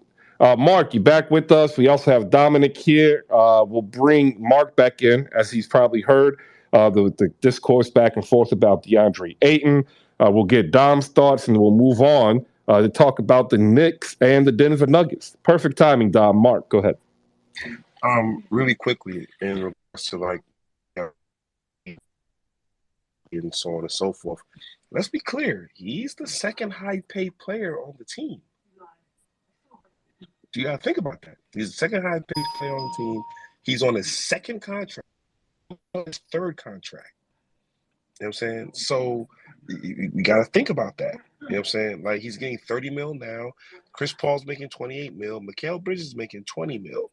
You know what I'm saying? Over the same amount of time, Mikal Bridges is making $20 million, and DeAndre Ayton's making $30 million. And the year after that, he's making $32 million. Mikal Bridges is making $21 million. The year after that, he's making $11 million a year more than Mikal Bridges. So we can't really say that he's the fourth option in regards to pay and payroll or anything else. Like, they paid him accordingly because what they noticed over the years with him there was he only picked up because it was a contract year. He stepped it up, you know what I'm saying? And, he was like, okay, I gotta kill. I'm gonna go really hard. I'm gonna do this, I'm gonna do that. But then they notice his work ethic, his work habits are not what they need to be.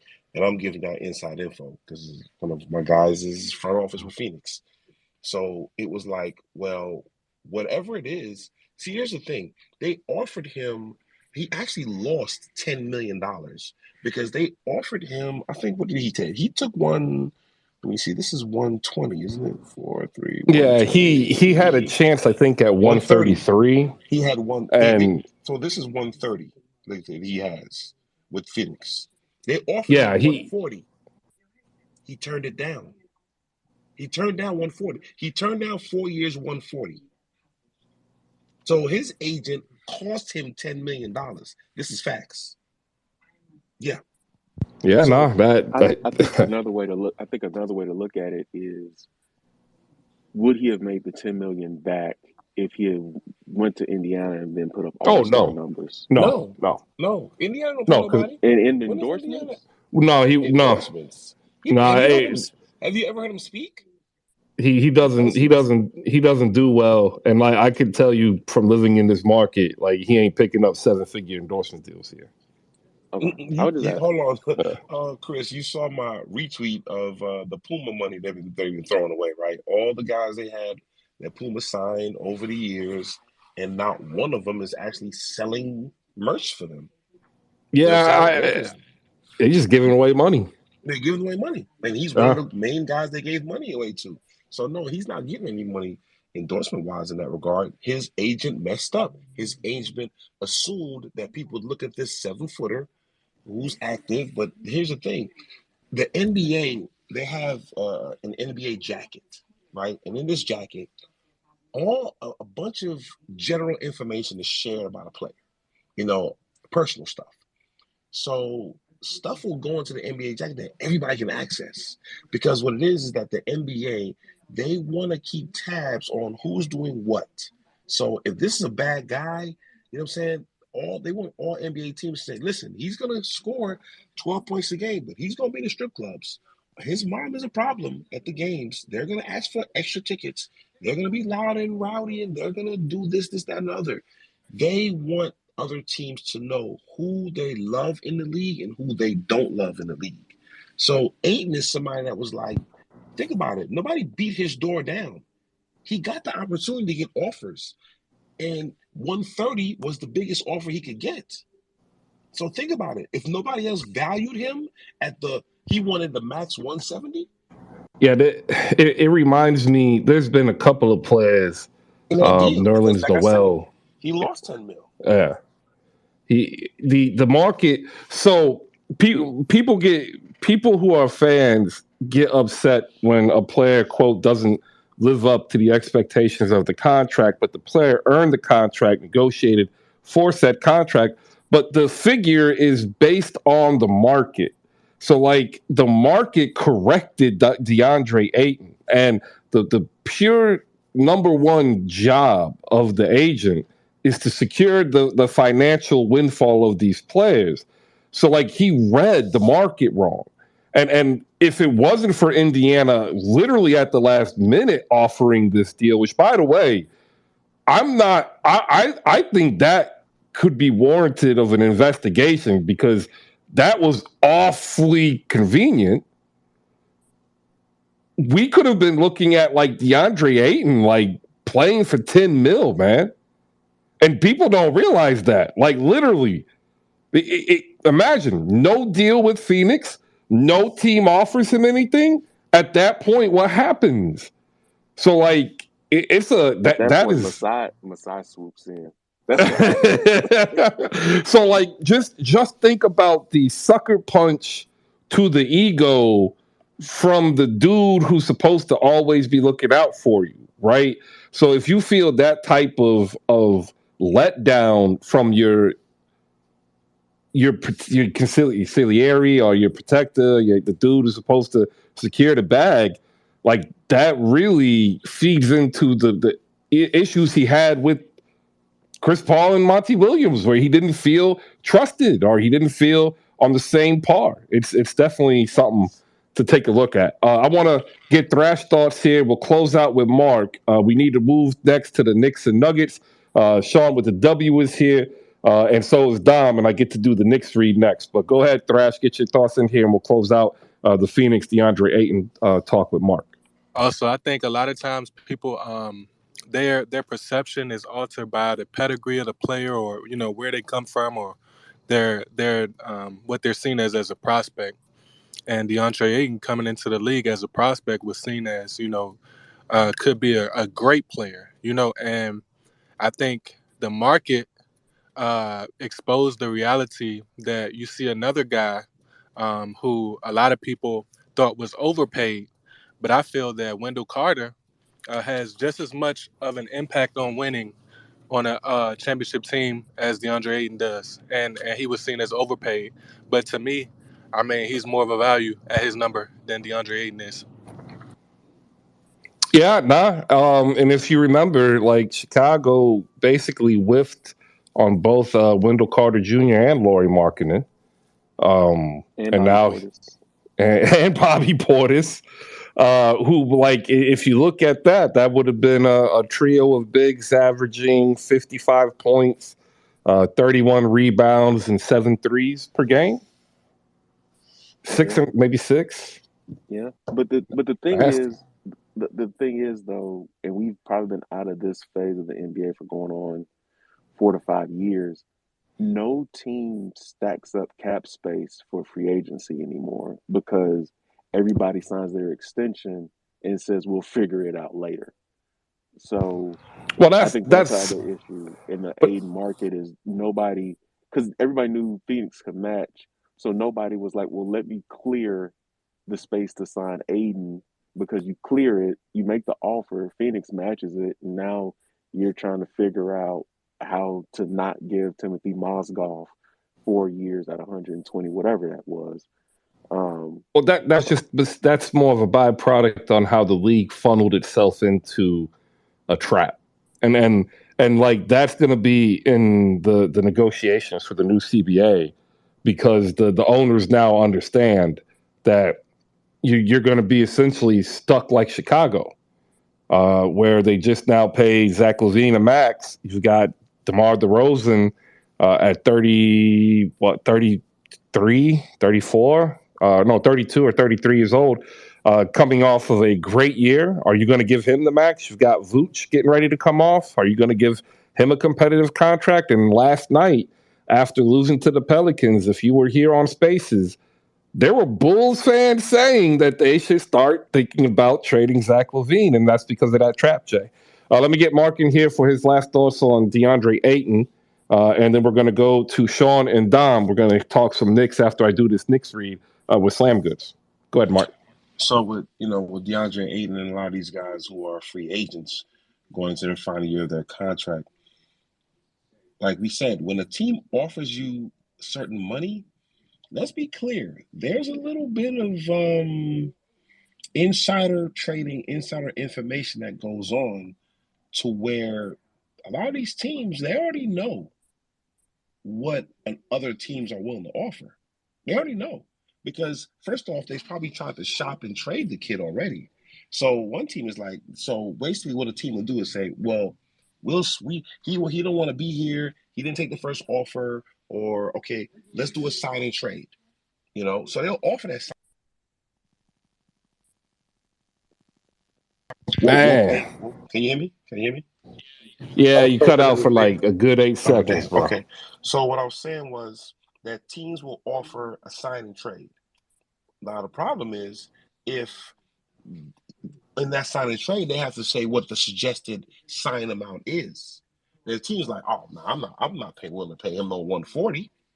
So what you willing to pay him? I'll pay him 130. So yeah, no, like that's what I'm saying. Investigation is merited. So now I already know what his market value is. He don't know that because his agent is not privy to that conversation. His agent is still saying, well, he was the number one pick in that class of guys. Those guys were getting 170, 175, 176. He should be able to get that. And the team is like, okay, go ahead, shop it. They're saying that confidently because they already know what his market value is. Just like Nerlens Noel. When he lost, or he had an $80 million contract on the table, his agent's like, nah, we can get more. And what happened? He didn't get nothing close.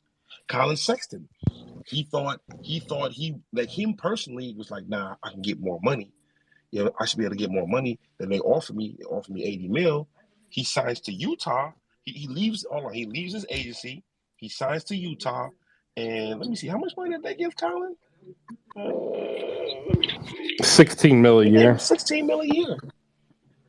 Cleveland was offering. Did the Lakers end up getting Schroeder back? Schroeder, and yeah, he's gonna probably play in the next week or so. Yeah, Colin got 4 years, 70. Cleveland offered him 80 mil. He lost 10 million. So here's this $10 million threshold that these agents are eating, and they're not holding themselves accountable for it. Because I'm gonna tell you personally, I met with Little Hands at Clutch Sports, and he was super confident. Why you gotta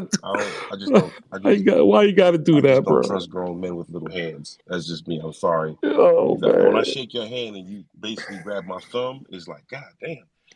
Okay. Oh, God. Little hands always rubbing his hands together. Yeah, Nah, I don't know.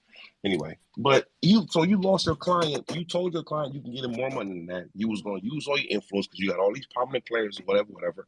What happened? Why did he lose 10 million? Are you going to get it from endorsements? No, because you guys don't have a track record of getting your players good endorsement deals. The only person they do have a track record of getting endorsement deals for is LeBron James. So, you know what I'm saying? Representation is very important. It's important that you don't look at it as I need to get with a brother because the brother's going to do this. No, you need to get with great people, a great organization that actually really believes in you and will tell you the truth. And sometimes if I'm just going to say it, if a white agent tells a kid, no, you're not worth this much, they're probably not willing to do this, the assumption is, oh, you hating on me, you don't believe in me. No. Them agents are greedy as fuck. They want their money. You know what I'm saying? Then you get a black agent come in and say, nah, that is true. They don't believe in you. They don't believe in you. That's the trick. That's the banana in the tailpipe. You know what I'm saying? You gotta be a professional in a league of professionals. These team owners are billionaires.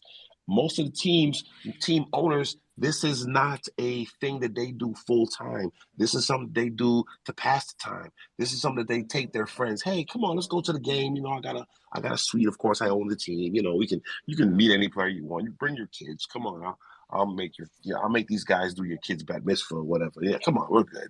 You know what I'm saying? That's what this is for them. This is a playground for them. So when these people who their life depends on numbers, when they give you these numbers, they're not trying to lowball you. They already have the inside info.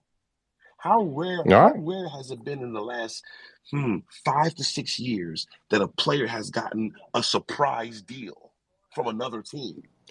Who's last guy to do that? It's only been like for the non-max players, where another team says, okay, we're willing to pay instead of 17, we'll offer 22, and that's how you grease the wheel. There's not many guys who've done that. Nah, Tobias Harris was a surprise. Nah, he was a surprise. He was a surprise. Everybody knew his number was gonna be like that.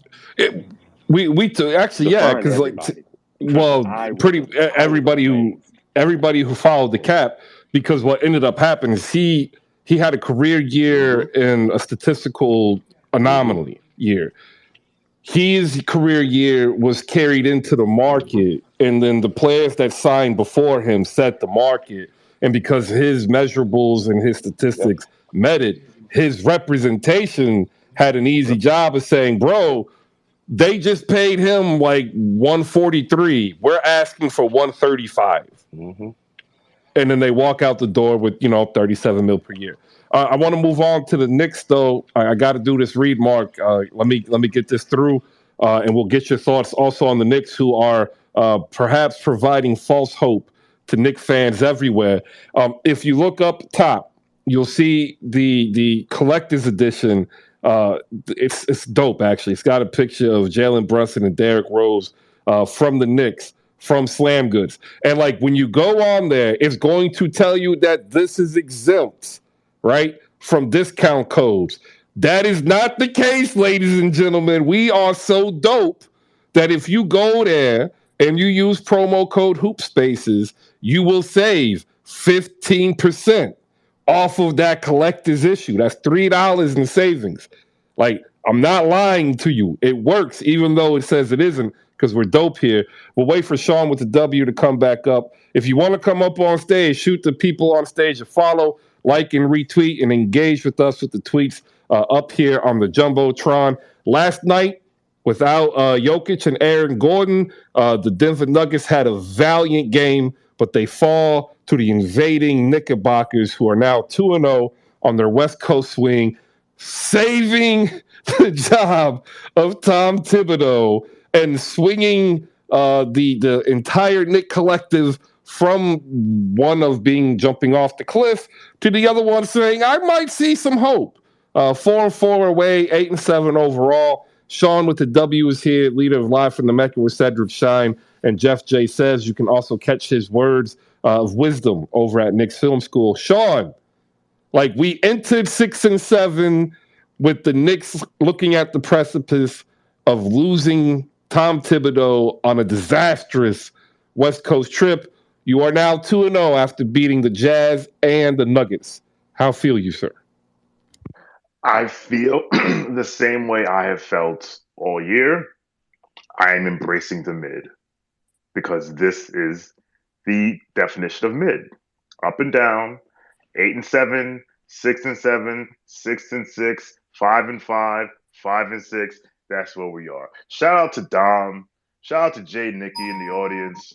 Shout out Jay from Florida, Virl Nico, Knicks Joker, all the Knicks fans out there. CT Pittman down there, I see you. Shout out to everybody who hates it when we win. Shout out to Swiper. Where's Swiper at? I have not seen him in months. Last night was just, but the funny thing is, last night was just one. There's been this back and forth on Knicks Twitter about like wins that don't count. F that. We have no right to take any wins for granted. Even though there was no Jokic and no Aaron Gordon, although I don't know when Aaron Gordon became Kawhi Leonard, that's another story. We knew the game was going to be close. We were going to fight. We had to claw, and they showed effort and energy. And listen, Julius Randle played his best game since his All-NBA year. And it's this team is maddening because if the effort they showed the last 2 days against Utah and against Denver, which is arguably the hardest back-to-back in North American sports, at Utah, at Denver, at altitude, if they had played of this level of effort most of the season, they don't give up 145 to OKC. And they don't lose to Atlanta by 13, being up by 23. And I think that's and people are like, well, you're not that good. It's like, yes, we understand it's not the what, it's the how. It's like, why can't you just give the effort? Julius Randle called a players-only meeting on Monday, and everyone on Knicks Twitter was like, yo, is this dude serious? Like, because apparently the meeting was called to address accountability. And we're like, yo, bro, you're the most unaccountable person on the team. So we thought this was a joke. Like unless the meeting started with, my bad, that was my bad in the first half, we can come out better in the second. Like, so for him to play, listen, the defensive lapses were there sometimes, but the effort and the energy level that was put out these last two nights, that is all we asked for. As I say, go ahead, Chris. No, I was just getting ready for you to. I thought you were getting ready to finish and get a break. I'm gonna wrap up. As I say all the time, you're either chasing the title, you're chasing lottery bowls, or you're in the middle. And more teams are mid than they realize, but certain teams mid looks better than others. I can accept this. This mid is easier to accept if they fight. Like, if they had lost that game, I'd be like, well, no, I would have been pissed because they had 2 minutes played. But like, all right, we go to Golden State on Friday. Even though Golden State is a dumpster fire, if we lose that game and we play hard, I can accept it. What I won't accept is if we roll over and die. And the last thing I'll say is, it's very funny watching the Steph Curry fans and stans who clown LeBron about needing help all the time, and now that joke has spun the block, and now when Steph Curry needs help, like I say, the funny thing is the difference between LeBron fans and Curry fans is this: when LeBron don't make the playoffs, LeBron fans say he needs help. When Steph Curry don't make the playoffs, his fans say he's the MVP of the league. That's all I gotta say. Oh, that is good. Schadenfreude is here on the menu, ladies and gentlemen. Gotta love the Schadenfreude. If you don't know what that is, it's a German term. Look it up. Dictionaries are your friend. Dictionaries are really good. And dictionaries teach you words, but remember that a dictionary cannot really teach you the nuance or context in conversation. That is why we are here, getting ready to talk some more basketball. I want to bring in JF Cake real quick. He had something he wanted to add in on DeAndre Ayton. We're going to then go to Dominic and Anthony. Anthony, who was left out of the giving shout-outs to Knicks fans by Sean with the W. All I know is if you go to slamgoods.com, you can use promo code HoopSpaces and save 15% off of the special edition, collector's edition here of a dope Knicks cover. Jalen Brunson and Derrick Rose looking mean. I like it. $17 if you use the discount code. It's dope. All right. Anthony don't get no more shout outs until he gets off this Ime Udoka bullshit. Do me a favor, Sean, since you are now like embedded in Knicks Twitter, hit me up with the retweet so I can't get some more credit. Maybe we'll get some people to pick this up. We'll go to JF Cake real quick. If you're down below and you want to come on up, raise your hand, shoot everybody up on stage, or follow, engage with the tweets above. JF, add in what you wanted to add in real quick in regards to Ayton. Thank you. Go ahead. Yeah, so I was just gonna ask, what's up with Jay Crowder, and what does Miami need to do to get him? Because he puts a cryptic message, and I'm trying to understand what the time clock means. Well, it means the clock counting time. He cost $10 million. Phoenix wanted a first and a player, and nobody wants to give him a first and a player. And he'll probably still be there until Phoenix realizes that they're not going to get what they want. Are the Knicks going to give up Julius Randle for him? Because I saw some tweets about it. Man, and I will drive Julius to the airport. Who are you talking about? For Jay Crowder, you're bugging. No, Jay Crowder can go away. Listen, we will drive him to. Listen, Julius played well. However, this is for an Ayton deal. Yeah, yes. No, it ain't gonna be no Ayton deal. Oh, okay. All right. What are you eating for lunch? I actually had an English muffin. All right. Wait, ain't they talking about the Crowder? For Crowder? Yeah, there was a contingent of Knicks fans saying we should trade Julius, and they were just throwing a whole bunch of names out there, and Crowder was one of them. Well, Phoenix needs a point guard with Cam Johnson out for like torn meniscus. I'm not point guard, power forward. So we're like, hey, what's good? I think that's more feasible than the Julius to Miami foolishness, which I'm like, that's not happening. You know what might be feasible, and this is actually no lie. Come trade deadline is a swap for Christian Wood, who we'll get to in a moment when we start talking some Mavs, because they got embarrassed last night by the Houston Rockets. And I want to make this apology to Jose and Rolo, whom I said Spencer Dinwiddie is going to have a game. Well, was I wrong? Dom, thank you for your patience. We got some Knicks talk here for you, your favorite team, giving some false hope. What are your thoughts on the victory and your thoughts on this wonderful social experiment that is Julius Randle's leadership? Sean is kind of hard to follow up with the mid, but you know what? At the point, I wouldn't mind being mid, because it's better than what many Knicks fans want us to be, and that's like sub-mid, basement, because we can't win doing anything, it seems. Like, again, I wanted to catch feelings when you said, oh, Knicks fans false hope, and then you want to pimp us for 15% off. That was kind of rough, Chris. But that being said, I love Sean. He always gives the good Knicks tape. But you know what? Come on, people. 13 games, if I'm not mistaken. 13 games in, and everybody thinks the sky is falling. So I prefer to think it's going to be all right. There you go. Some the power of positivity. The positive mindset allows you to overcome obstacles and odds that you did not think you could before. Is that correct, Dom?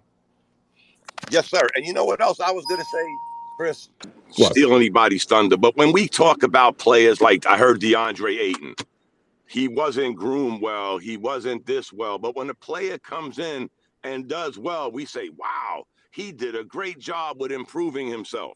But when he don't, we have a tendency of blaming the system, the coach, the boogeyman, the man on the moon. Some things, Chris, as you well know, being a vet, are individual tasks.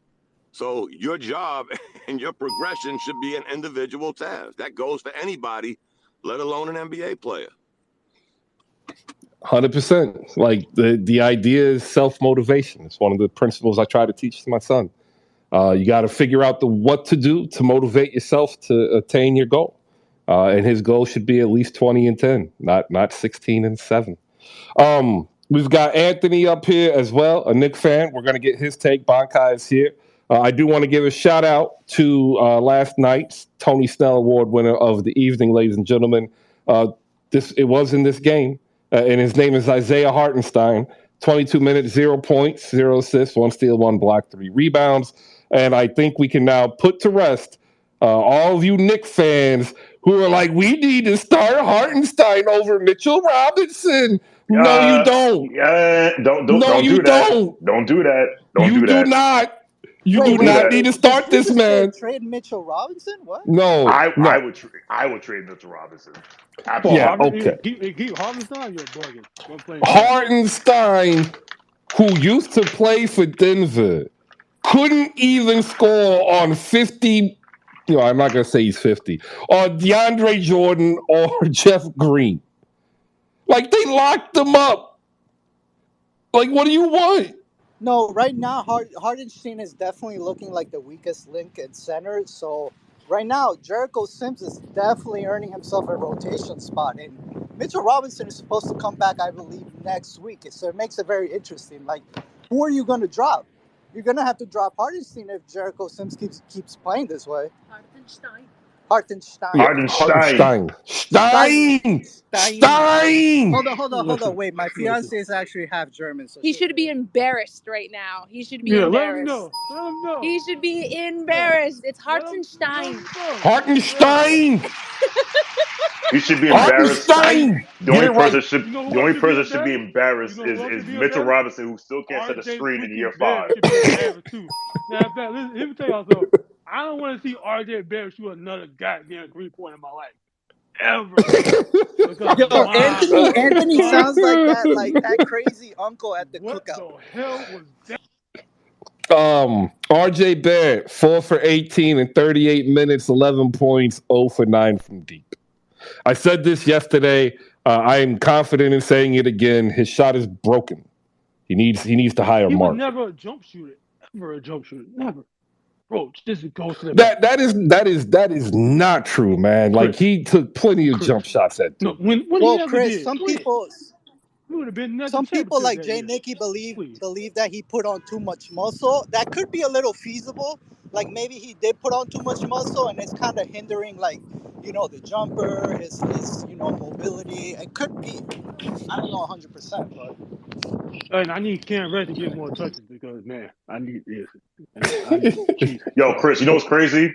The same things the Hawks fans will say 3 years about Cam Reddish. We are drinking that Kool-Aid hard body, and it is insane. Like, the Paul George comparisons are back, and it's nasty.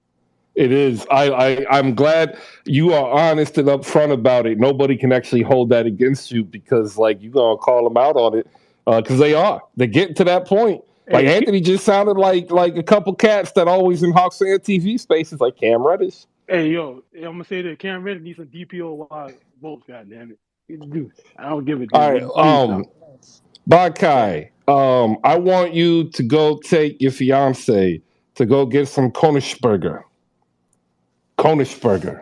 It's good German food. You like it? It's meatballs.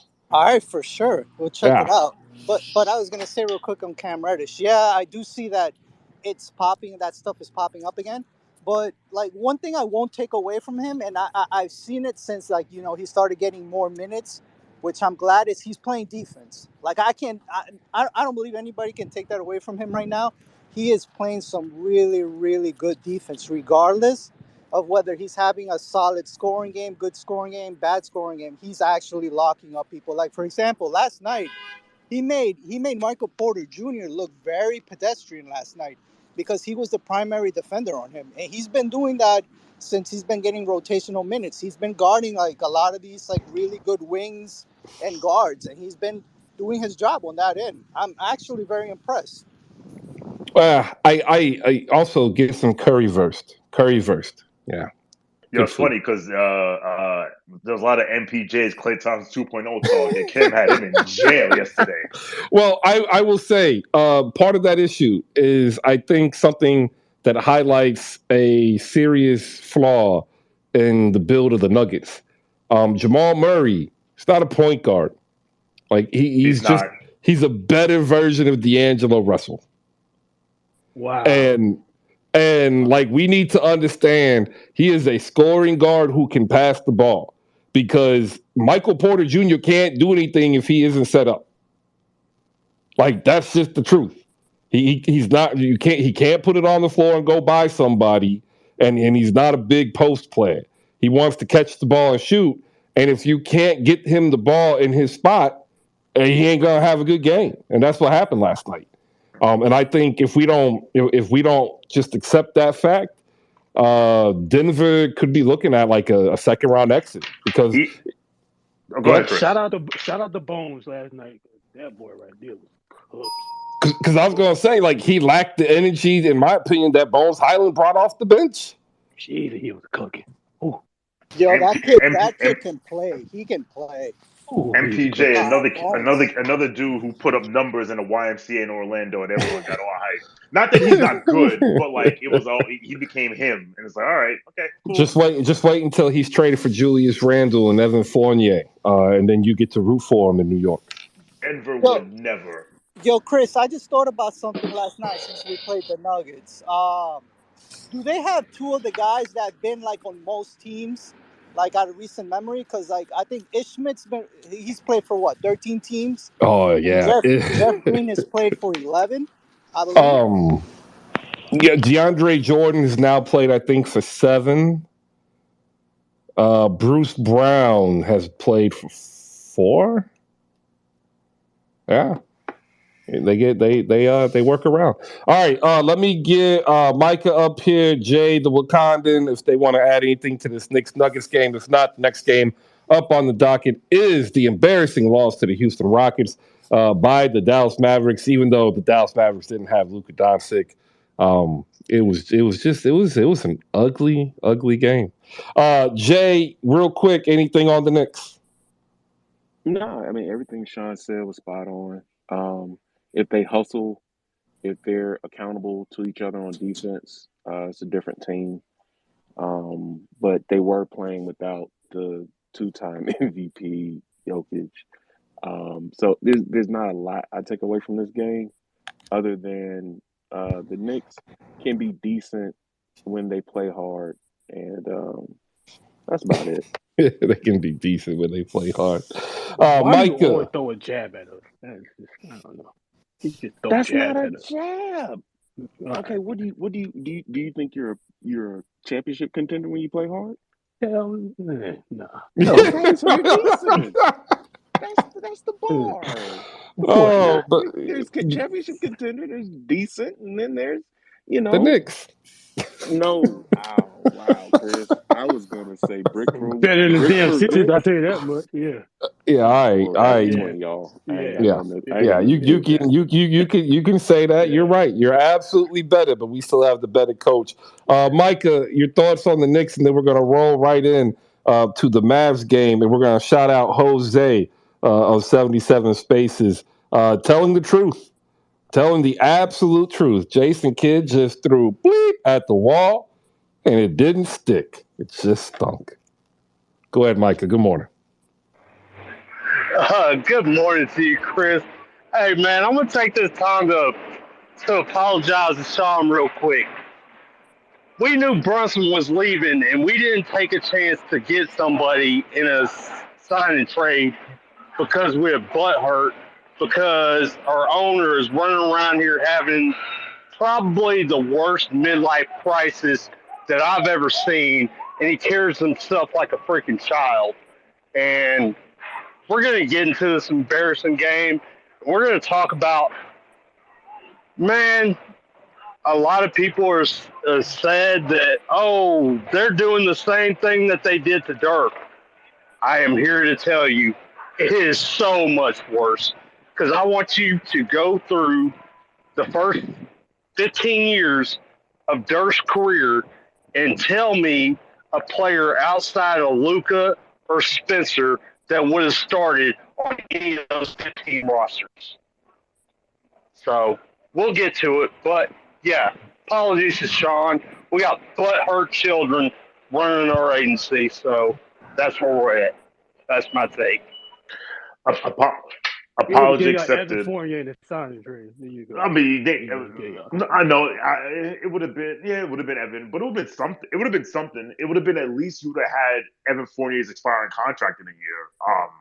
Yeah, that was. Listen, I say that not enough has been made about them just letting him walk, Brunson walk for nothing. And listen, at some point, like Micah, you know the vibes. Like he broke up a championship team because he wanted to clear cap space to sign Dwight Howard. Like something got to give over there, man. Something got to give. Nico Can we has start an agenda? Like where's Dwight Howard? Luka and Giannis, the future. well, that agenda's already been started. And all right. Who are you asking about, Anthony? Dwight Howard. He's playing overseas. Oh shit! Hey, Yeah, he signed he's in Taiwan, right? Yeah, he signed a contract either in Taiwan or the Philippines. I forget. He can help out the Lakers. No. Not really. Nah. All right. So we got this game, and I already apologized once. I will apologize again. I will apologize to Rolo and Jose, leader of 77 Spaces with Jazz, aka Scammer Sultan. I had bought in to Spencer Dinwiddie career-esque maybe performance because I've already apologized now multiple times on behalf of my take of the Rockets being a team worthy of your league pass watch. They have the worst defense, giving up 118 easy points. And they have two of the guards in the league that tend to have lapses in defensive judgment in Jalen Green and Kevin Porter Jr. And I thought the savvy cryptocurrency knowing combo guard who carried Brooklyn when Kyrie Irving was injured, averaging 26 and 6, would feast upon the opportunity to be the featured player. And let me tell you, he took the opportunity to do his best Wile E. Coyote impersonation, ladies and gentlemen. 32 minutes, 18 shots. He made 3. That is bad. How bad, you ask? I'm glad you asked how bad. Very. 16.6% bad. 9 assists, though, or 10 assists. So shout out for the assist. Tim Hardaway Jr., 10 for 26, 28 points. Christian Wood, 26 and 8. The next highest player was Spencer with 9. Dwight Powell, Dorian Finney-Smith, 7 apiece. And it was bad. Real bad. Conversely, Houston, 45% from deep, 47% from the floor, and they were bad. And this was a bad off, and Houston won. Or should I say Dallas won? Yeah, Dallas won the bad off. They were the worst team. Jabari Smith Jr., 3 for 10. And, I'm not on this free Jabari thing, but good God, y'all got to figure it out. Put him on the bench because, right now, it just does not look like he works next to Sengun because you have 3 other dudes trying to get a shot. Anytime Kevin Porter Jr. has the ball and Gordon, Sengun, and Green are there, that's what they're looking for. It bogs down the offense, and it's just a bad look. However, it was still successful enough last night. Big ups to Usman Garuba and Kevin Martin Jr. going to combine 9 for 10 for 22 points, 10 boards off the bench. That was the difference. Micah, go ahead, man. Your team was horrible. It was putrid, and you have absolutely nothing without Luka Doncic. Here's your funeral music. It's funny. I was about to ask you to cue the funeral music. These dudes are Luka Doncic and a G League team is what they're playing like. It's like, if people don't understand how good this kid is, I want you to watch that game, and I want you to watch this roster that he is carrying. That is absolute garbage, perennial Tony Snells out there. They can't create on their own. We told them, but you know, us Mavs fans on Twitter, we don't know nothing. We're not consuming thousands of hours of film breakdowns and telling you that this ain't gonna work. You just want to smell your own parts from last year and say, "Oh, we're good." No, you're really not. You're really not. And it's funny. I think one narrative that needs to change. People always say, if they're so good, why did they trade them? I think the new narrative should be, if they're so good, why can't we trade them? So for all y'all that try to cape up for these guys, I want y'all to look at these reports and look at how many teams we've tried to upload them to for guys that they didn't want, and they told us no. Like, they told us, your trash is worse than what we consider our trash. So there you go. Appreciate it, Micah. Coming up next to share his thoughts and feelings on the Dallas Basketball Mavericks, Jose, one of the leaders of 77 Spaces, which you can catch pregame here on Twitter Spaces, part of the Hoop Spaces community of networks of content creators. Jose, I'm sorry, man. I was confident, bro. I even tried to trade for Spencer Dinwiddie to be on my fantasy team last night because I was convinced that he was going to go for 26, 30.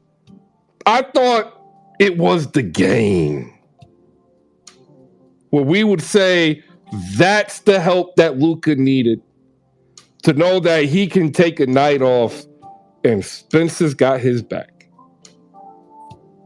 Jose, the floor is yours, sir.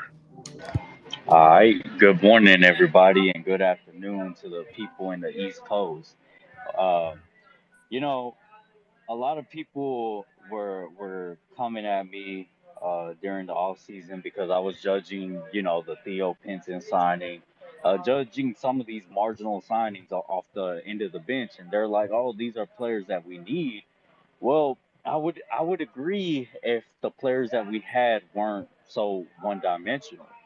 And last night was just a testament to that. I mean, pretty much in every one of our losses, it's a testament to that. Yeah, these end of the bench signings matter. I don't give a damn how much y'all think they don't. I mean, when you sign a NBA player, they need to be able to play the NBA game. I don't even recall Theo Pinson even touching the fucking floor last night. And I got so much heat for saying, are we sure that we need Theo Pinson? And people were like, yeah, we need a cheerleader. We need somebody good off the bench. We need somebody good in the locker room. Well, damn. We got Dwight Powell, who's supposed to be the leader of the damn locker room, and you telling me we need to add more to it? If somebody's doing a damn good job at their job, why do you need more of that person? I mean, but then I could easily contradict myself and say, well, Luka's damn good at his job, so why do we need a second star? But obviously, that's the way to win in the NBA. So, I'm a hypocrite. I could admit that. But the thing is like, uh, this team without either Luka or Spencer Dinwiddie is just not it. I mean, Reggie Bullock not able to create a shot for himself, and when he does have that open shot, he's just not making them. That's not Reggie Bullock. Reggie Bullock's full form comes in January, but when you're trying to win and you're trying to position yourself for playoffs, you can't afford slow starts. Not even wait on those players that get going later on in the season. You have to have players that can contribute on a night in, night out basis. And if you're waiting for Reggie to get into form in January, well, who are you relying on? Tim Hardaway Jr.? Tim Hardaway Jr. put up 28 points last night, but it wasn't his best efficient game either. I mean, Tim Hardaway was just like, fuck it, it's Timmy time. I'm going to do it myself.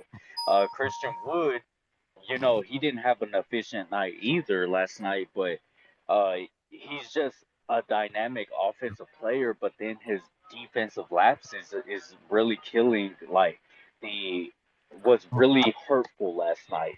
The Houston Rockets were able to penetrate, basically dupe them, and Usman Garuba was able to stretch the floor out, and Christian Wood was just late on rotations last night. It was embarrassing. Uh, I mean, I think for the most part, for the off season, I had said I had this Mavericks team at least making the second round. I might have to readjust my thoughts on that because, like, as good as Luka is, his ability to be the best player on the floor any given night, I don't think it's enough to at least get past the first round. And I'm already on the aspect of, or the thought of, you know, trading some of these older players, because why the hell are you rolling out a 23-year-old generational superstar with 28-year-olds and 29-year-olds who haven't changed their game? They haven't shifted their game. They haven't. Last year, it pissed me off when Jason Kidd kept saying we're a young team. Young at what? Your generational superstar is 22. Josh Green is 20 years old. And then it irks me too because Jaden Hardy, we could have used his ass last night, but instead, the Jason Kidd or whoever didn't have the wherewithal or the foresight to say, hey, maybe we need to call up Jaden Hardy and McKinley Wright so they could be able to play in a game that Luka's going to see, and maybe we could see what we have on the roster instead of rolling out that trash last night. Um, Other than that, I think this Mavs team, like kind of like what Sean was saying with the Knicks, we're gonna have our ups and downs, but this doesn't look like a contender. This just looks like a team that's just barely gonna get by through the regular season. Really, that's all I have to say about the Mavericks. If you want to catch me, Rolo, and Jazz, catch us on Friday or Sunday in 77 Spaces. We'll recap this Houston tragedy and transition into the Denver Nuggets game with maybe Jokic. And if it's not Jokic, I still don't believe in this team to beat MPJ or Jamal Murray. So tap in with 77 Spaces an hour before the game. I appreciate everybody for listening, and thank you, Chris, for having me up on stage. Absolutely. Make sure you check it out, guys. It's phenomenal. You hear poignant opinion and breakdown. They bring up the facts of the game. It's what makes this idea of Hoop Spaces, building this community one day and one person at a time, work, because it was actually Jose and Rolo who were our first add-ons from Twitter. That was not Alex from Hawks Fan TV, where we said, hey, look, man, we see your passion and we think you're awesome. So why don't you open up some room so we can bring in more Mavs fans? And if you are a fan of a team down there, if you happen to be, let's say, a Detroit Pistons fan, who's actually, they're getting ready to play tonight at 10:30, and you have an idea about possibly hosting a room, let's talk. Because we're about making it happen. One other thing, too. I do want to give somebody a shout out from the Dallas Mavericks.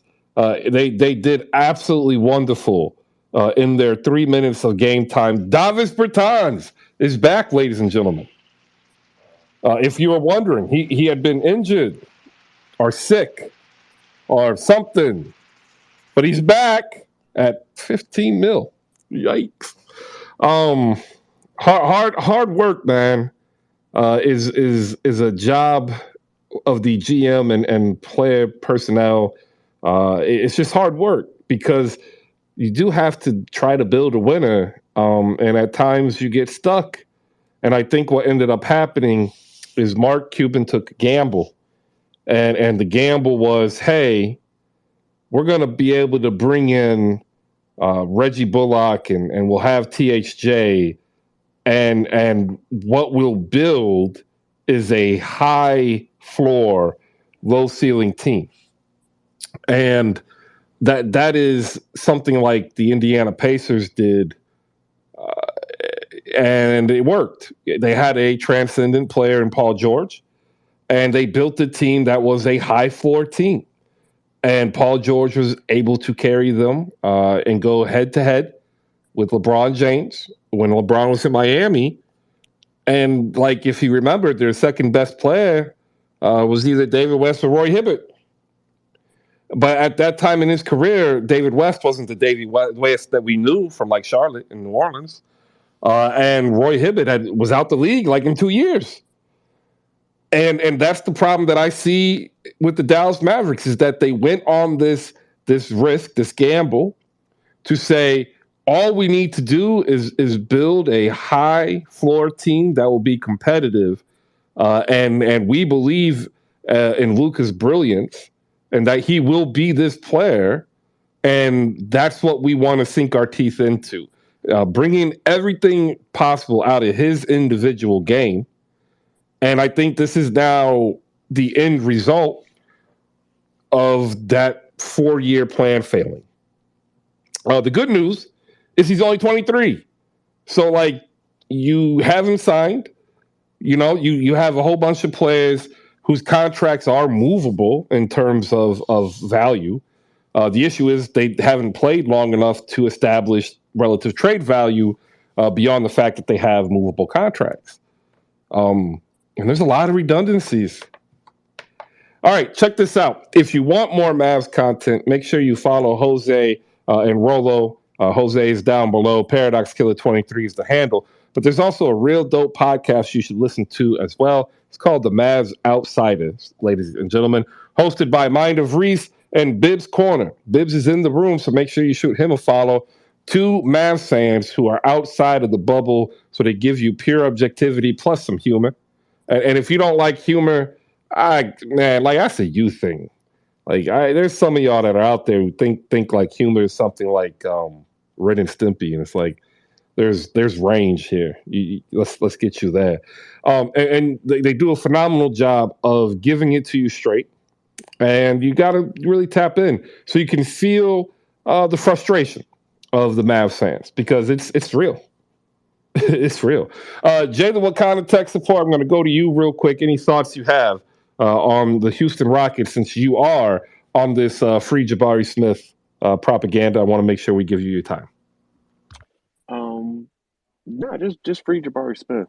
The Rockets basically were longer and younger, and they just basically beat the Mavs with enthusiasm. Like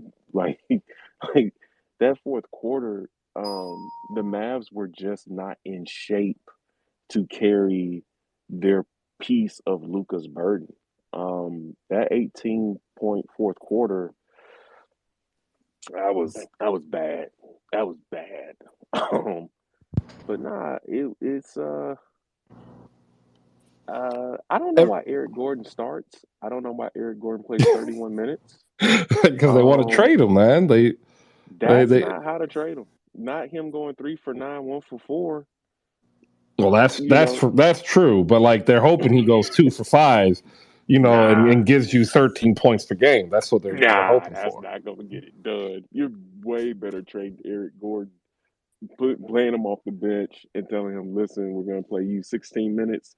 We need you to score 12 points, because that way his numbers analytically look like, he can contribute on a playoff team. Because if you scale down 10 points in 31 minutes to 15 minutes, it's like, you're going to get 5 points.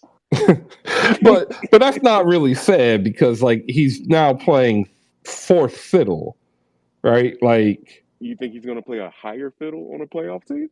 Well, no, but when you go 31 minutes, like you're only going to get 9 shots. If he makes one more, right? Like he's 4 for 9 and 2 for 4 from 3 for 11 points. 11 points. 11 points. No, Yo, Yeah, 13 points. Yeah, yeah, 13. So yeah. I mean, that's why they're doing it. Like they're expecting him to go 4 for 9. I hear you. But here's my other issue. So he plays 31 minutes, and you're trying to trade this guy, and he takes 9 shots. Jabari Smith, the guy you took number 2, played 30 minutes, and he took 10 shots. Free Jabari Smith. You know what trade really should happen? Yes, I know exactly what trade should happen. The moment Jabari Pat Smith, Bev, no, the moment that Jabari Pat Bev is eligible, send Pat Bev to Houston, send him back home, and then bring in Eric Gordon for the Lakers. No. Well, that's not the trade. I wouldn't want That that is for the Jabari trade. Smith. I wouldn't want that for Jabari Smith. He doesn't deserve to get told by LeBron James to go get in the corner. No, Jabari stayed in Houston. Nah, just swap Eric Gordon and Pat Bev. Why do you want? Oh, I get the play here. So what you want to see happen is Wembanyama guaranteed to the Pelicans, and you feel like the beignets in New Orleans and the crab cakes and the good food in New Orleans automatically add the 20 pounds to Wembanyama's frame in the 3 years because of all the good food in New Orleans. 3 You're years. saying 3 years. Shoot. Look. Well, he's not gonna eat like a tourist. If Wembanyama is drafted by the Pelicans, we will never forgive the Los Angeles Lakers. We will never forgive you. All of that goodwill that Kobe built up, like that, even that might not be safe. Like we already don't like your fan base, but like we're actually cool with y'all. Like we really are, except for like the weird people who don't like Russell Westbrook, like whatever. But like generally speaking, people who don't follow the Lakers, like we don't care. We're cool with you. But if you give the Pelicans Victor Wembanyama, we will not forget. Well, and it ain't gonna be nice. Here's the thing, Chris. I don't care. And you know why I don't care, Chris? Because I told them not to make the AD trade. I told them not to make the Westbrook trade. I told them not to trade the young core. I told them, and I told them, and I told them again. And they did it anyway. And so what I want to happen, I want Victor Wembanyama in New Orleans. Because for the next 20 years, for the next 20 years, what will happen is some team will say, we're going to trade X amount of picks to go get somebody else. And somebody's going to say, but we're getting a superstar. F them picks. And they're going to point to Wembanyama and the New Orleans Pelicans making 7 straight finals runs and be like, no, I think you need to keep your picks. This is nasty propaganda that 6 of the 12 wants to hop in here. Go ahead, 6. Hey, look. Don't get us started in New Orleans about that AD trade and all the picks. That's the one thing, I know Lakers fans, they like to live, on their championships, and they got one, but look, guys, I mean, if the Pelicans get Wembanyama, I mean, Lord, I look, I'm living for that day. I hope it happens. I don't want to count my blessings too early. That's why I tune into every Lakers game that I can catch, besides when it starts at like 9:30, 10 p.m. at night.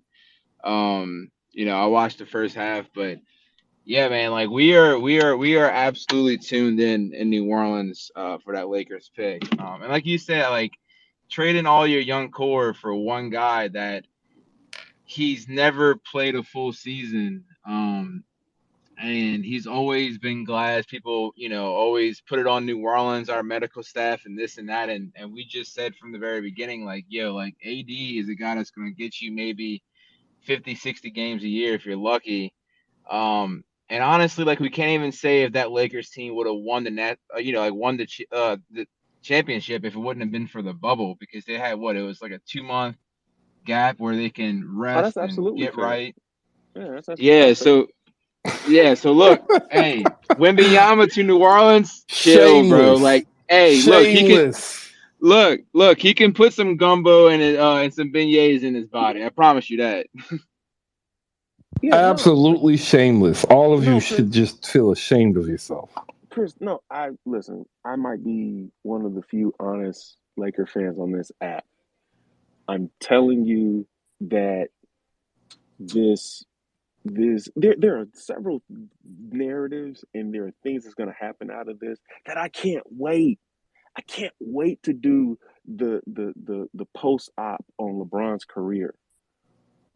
I can't Wait, wait to what go does that through. even mean? He's had a great career. Yeah, here's the thing, though, Chris. Here's the thing. He's 1-4.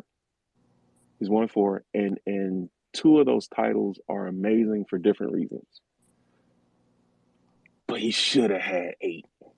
Oh no, we're not doing yeah. this. We're not doing this right now.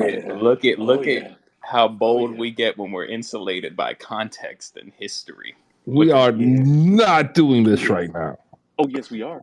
Because if No, we're LeBron not. stays in Miami with a coach and an organization that's going to hold him accountable and don't let him make roster moves, he gets 8.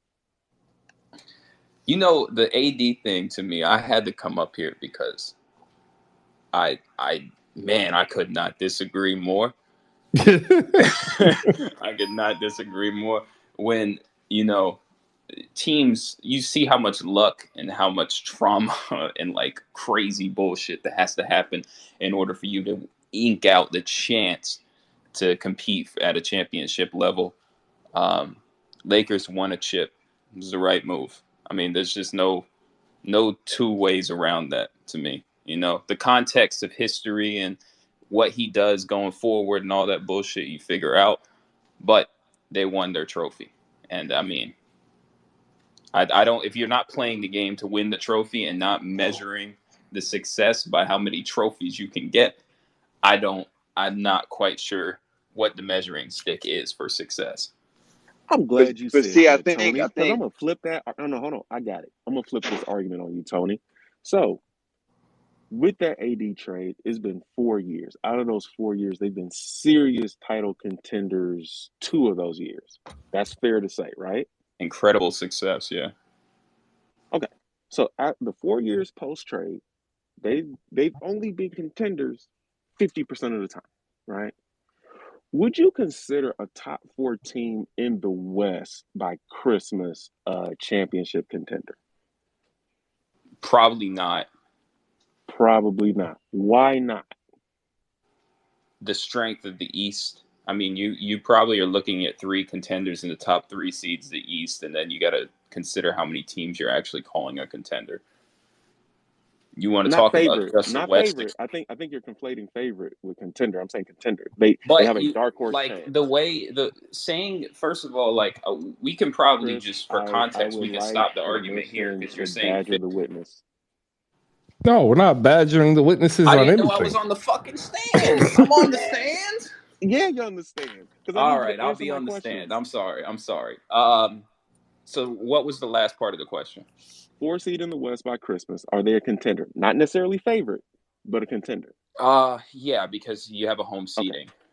Cool. LeBron James had that young core when they didn't know how to play basketball at the 4 seed at Christmas, and he tears his groin. So they get better, right? This team, if they get AD because Bron's boy is his agent, comes over at free agency, you still have Josh Hart. So you're telling me a Laker lineup, and wait for this, Lonzo Ball's out, but they got Josh Hart, they got Zubac, they got Brandon Ingram, they got Kuzma, and they got picks. We're not going to even get into But you don't have a championship team. Chris, yes, you do. No, you don't. But you're saying this from the context. You're saying this from the context of already winning a championship. If you do the revisionist history thing. I'm saying this from the context of the way basketball works and the way LeBron James's game has aged. If you have a starting lineup of LeBron at the 1, Ingram at the 2, Kuzma at the 3, AD at the 4, Zubac at the 5, with Josh Hart. But you don't have that team. But Jay, yes, you do. Jay, how? You don't have the money. I forgot about Caruso. Go ahead, Tony. Jay, but if I told you could win a chip with Anthony Davis while you were starting D'Angelo Russell, like D'Angelo Russell's not there. It's a different context. It's a different world. All you're doing is trying to win championships. That's it.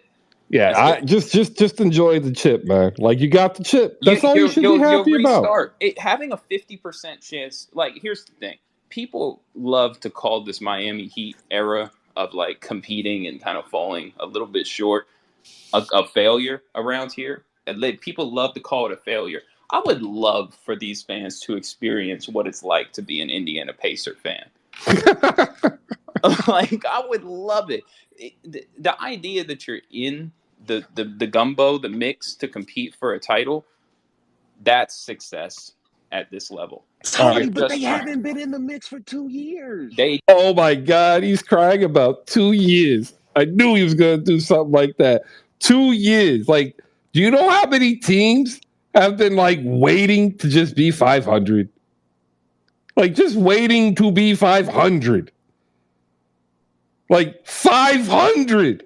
Anyway, I got to hit this button to do a read. If you're down below, you want to come on up, raise your hand. You got to like and retweet the review and show card up top. Shoot the follows to the stage. Be respectful to the guests. We are brought to you today by slamgoods.com. Head over to slamgoods.com and you can use promo code HoopSpaces and save 15% off your entire purchase site-wide, including the stuff they say that is discount ineligible. Like, don't believe that. Go there now and find out that you can get the Collector's Knicks edition for $3 off. So instead of $20, you get it for $17. And if you're like me, then you have to stop for an occasional cup of coffee. $3 does you a solid. So, like, think of it as a thank you from me to you buying you a cup of coffee.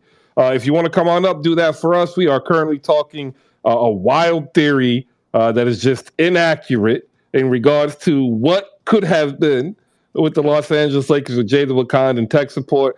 Tony Schwartz, NBA, has joined us on the stage of 5 Reason Sports.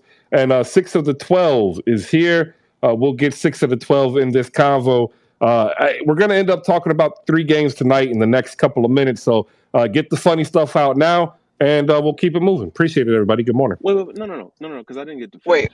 Tony's argument. No. Well, you don't have to finish everything, Jay. Like, some things are best left unfinished. No, because you. I just want to say one thing. Yeah, but I have not finished, and Chris threw a red herring in my argument, and that my argument wasn't what Chris. How did I throw a red herring? The red herring made me laugh. You did do that. Tony's argument is you should be happy for contending shots at the apple. When my argument is if you keep the young core, statistically, you have more shots at the apple if you let AD come as a free agent than you do with the thing because you got the chip in a wild circumstance with COVID. Except for when you actually look at what you're saying, you have no idea how that alters the league and what moves that makes happen. Because, if that happens, you know what probably happens? Giannis is probably a Raptor. Maybe. And in that world, we'll even add Jimmy Butler to the Raptors because he didn't get traded to Miami. He got traded to Toronto. Jimmy might stay as a 76er or something. Right, Tony? Like, it's like they don't really use chaos theory any longer. Is that what it's called? It's more it morphed into string theory. Again, you're throwing red herrings into the argument. It is not. You started with the red herring argument saying, if we go back in time and we only do this, we will have this. But you don't account for the other teams. You're throwing other teams into a Laker argument. The question is really, really, really, really simple. Is the Laker team better if they keep the young core, if they keep the picks and AD joins in the summer? Versus what they did. And the answer is unequivocally yes. Yeah, I'll give you that. But you're saying that they're a championship team, and I'm saying you don't know that. But they wanted chip with AD. I don't know if I can say unequivocally yes. Like, I actually think this argument works better if you do it right after the trophy. Because there's a world where I tell you that Alex Caruso's point of attack defense makes so many of these problems the Lakers have had over the last 2 years go away. Alex Caruso is the savior the Lakers needed. Yeah, 6, hop in here. Caruso's playing defense for the Bulls. How's that going?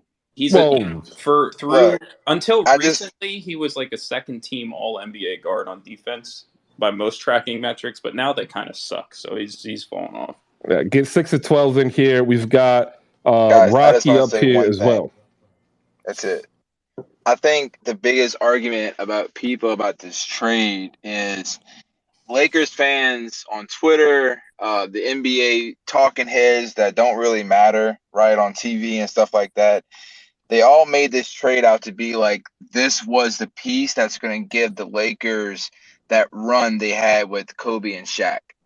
And that's what we're talking. We're not talking about one championship. Like, we're talking about they made this out to be like this was their mark. This was their trade that was going to give them repeat championships, 2 out of 4, the kind of run that Golden State was on. That's our argument. Like, no one can argue that they won the championship, they got their bubble ring, all that stuff. That's great. We're talking about sustained success, and they sold their soul, bro, for one bubble ring. That's all we're saying. This is like that's fan bullshit. This is going into a relationship with a woman and being like, oh my God, she's the most amazing person I ever met before you even take her out on a date. You have those expectations. The media had those expectations.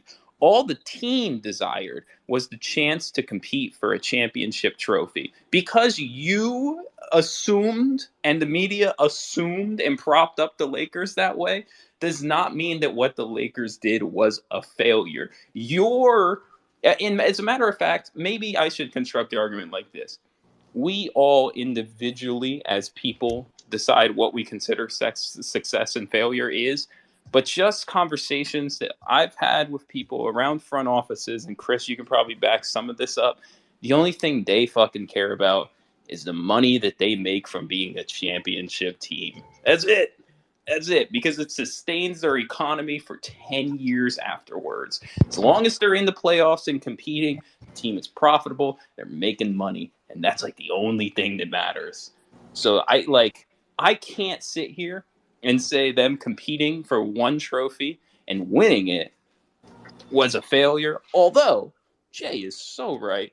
Asset mismanagement is wild out in LA.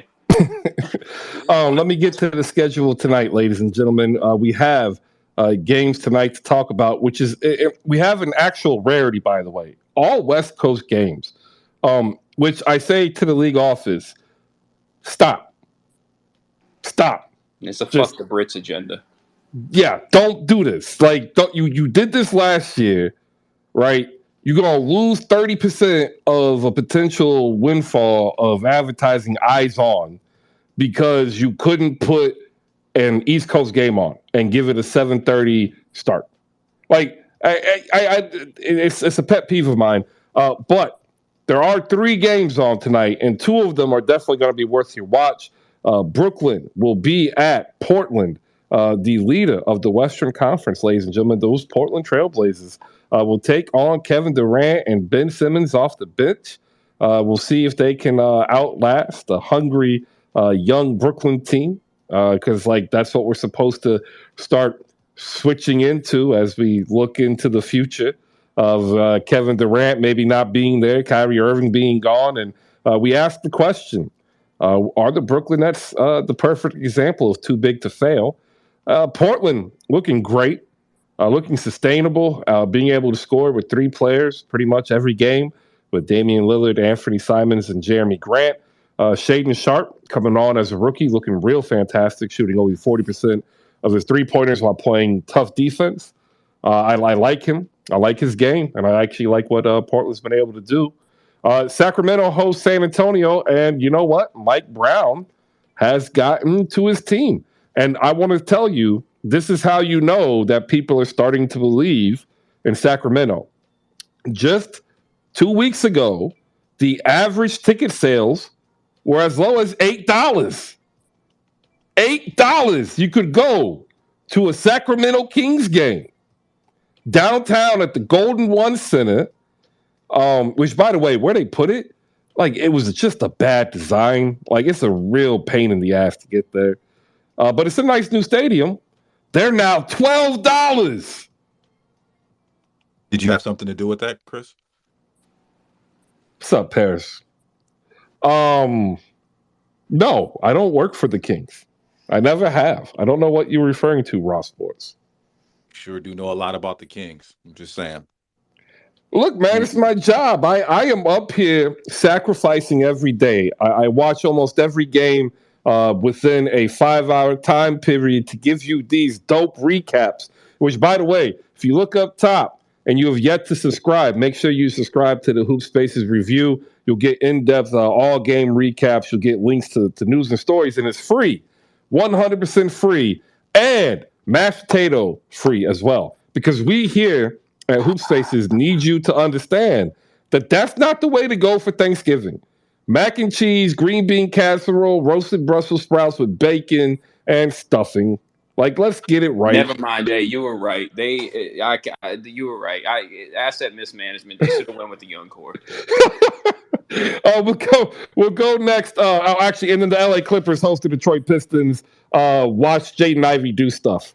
There you go. We're going to go first to Rocky because the Portland Trailblazers are 10-4, unlike the Golden State Warriors, who are 6-9. Rocky, congratulations on being top of the West. Go ahead and beat your chest and yell Adrian. Good morning. Good morning, Chris. Good to see you guys again. It's been a while since I've been out here. But yeah, I'm gonna beat my chest a little bit. I'm also gonna beat my chest.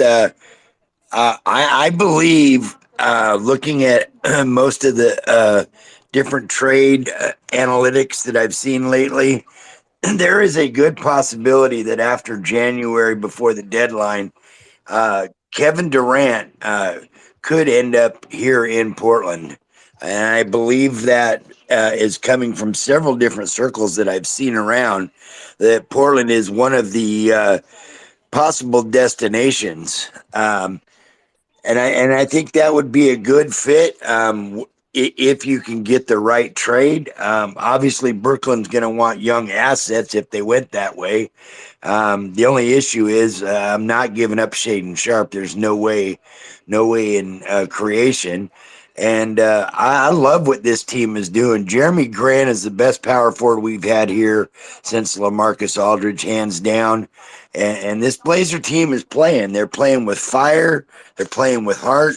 And there's some dogs. This team is really dogging, and they don't give up. They tend to get down early in most games, it seems like, but for somehow, some way, they end up digging it out.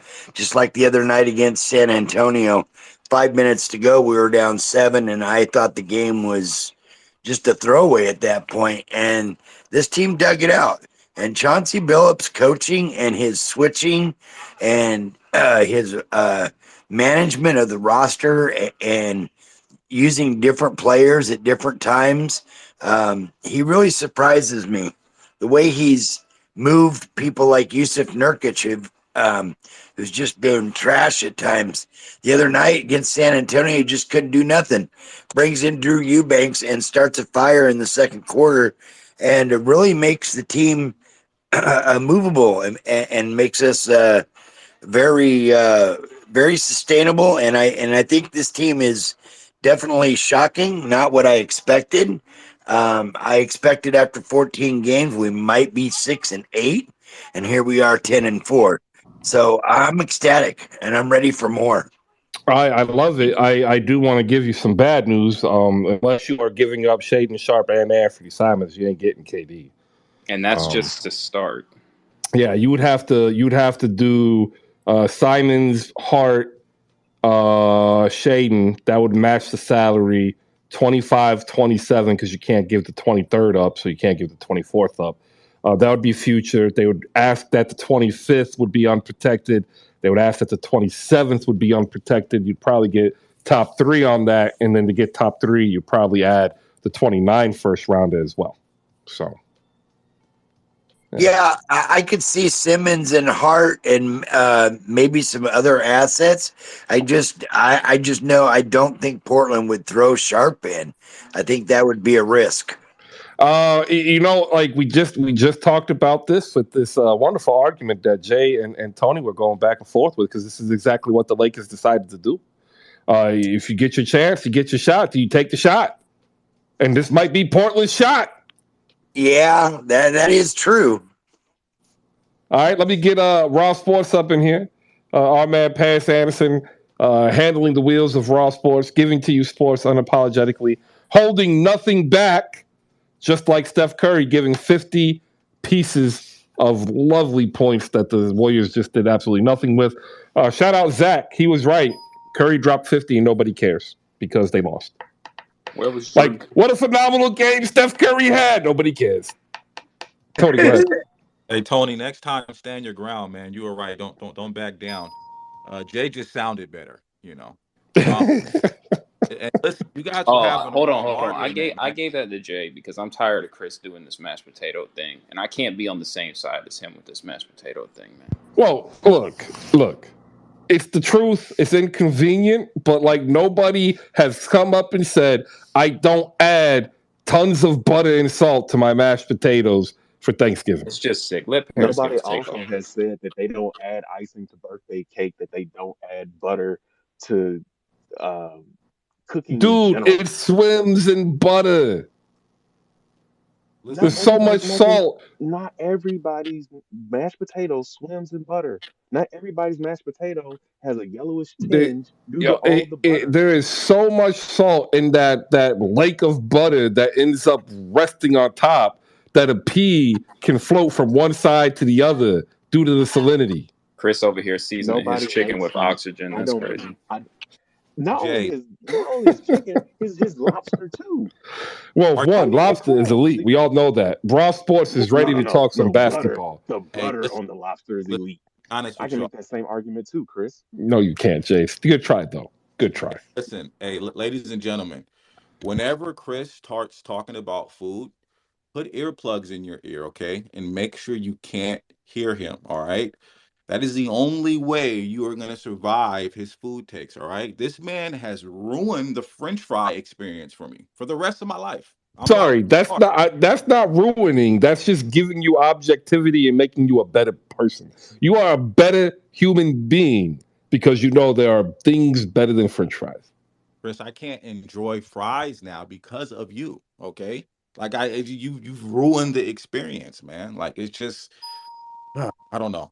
But anyway, man, basketball. Listen, I love what the Portland Trailblazers are doing. I just feel sorry for Dame Lillard and Anthony Simons because nobody told them about Victor Wembanyama Whataburger. Like, what are they doing? Like, if you look at the Western Conference, like, look at all the teams that are like tanking and not really doing good. Like, they know what's going on. Like, I mean, being smart, right? Like, and Tony and Jay, what y'all should have been arguing about is who the Warriors should have took at the number 2 pick. Wiseman or LaMelo Ball? Can you imagine LaMelo Ball and a Poole like in that new backcourt? Like, oh man. Because listen, man, Wiseman, Chris, man, we put him in the D League, right? I don't know. Can we talk about this? Can he get to his full potential with Curry and Clay and all these guys on the team? Like, is that even possible? Like that's what I'm looking at now, right? They should have traded down and got Franz, by the way.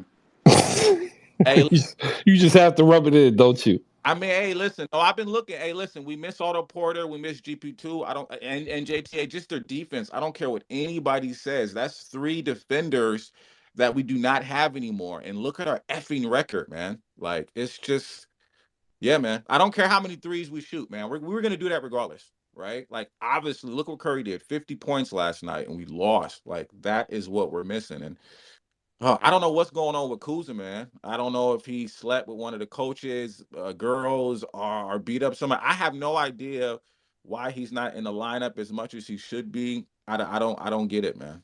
I don't know, man. And I honestly don't think the Warriors are that bad. I think the championship hangover is real, and the bench just isn't there yet because Dante DiVincenzo's missed time.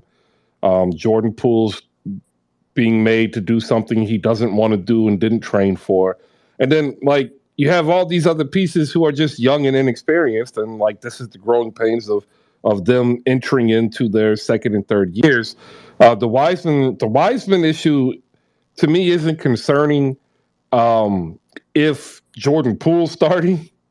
I actually think Wiseman plays better with Poole than he does with Curry and Clay because with Wiseman Curry pool, there's more rooms and avenues to get him to set picks and roll. Whereas when you have Curry and Clay, one of the things that we don't talk about, it becomes a very one-sided offense in half court. And You don't think you're setting that man up to be Christian Wood on defense in that lineup? We have to make Klay Thompson feel special. That's another issue we have. Like, really? You know what I'm saying? Like, if you don't got it anymore, you don't got it. Or if you need to sit down, like Andre Iguodala is, like, man, I wish I was that guy, right? Like, what outfit is he wearing next, ladies and gentlemen? Like, oh man, this is crazy. Chris, your header says it. Everybody look at Chris's header. The Warriors are 0-0. Yeah, they are 0-0, 0-8. Excuse me, 0-8. My bad. I'm sorry. I couldn't even get it out because I haven't said that since the 90s, Chris. I haven't said that since the 90s. 0-8? Wow. Like, think about that for a second. We have a Curry, ladies and gentlemen. Don't matter if you ain't got that defense, man, and we ain't playing, like, you see what I'm saying? So, like, I'm obviously frustrated, Chris. I can feel it. All right, so we were talking earlier, and I want your opinion on this.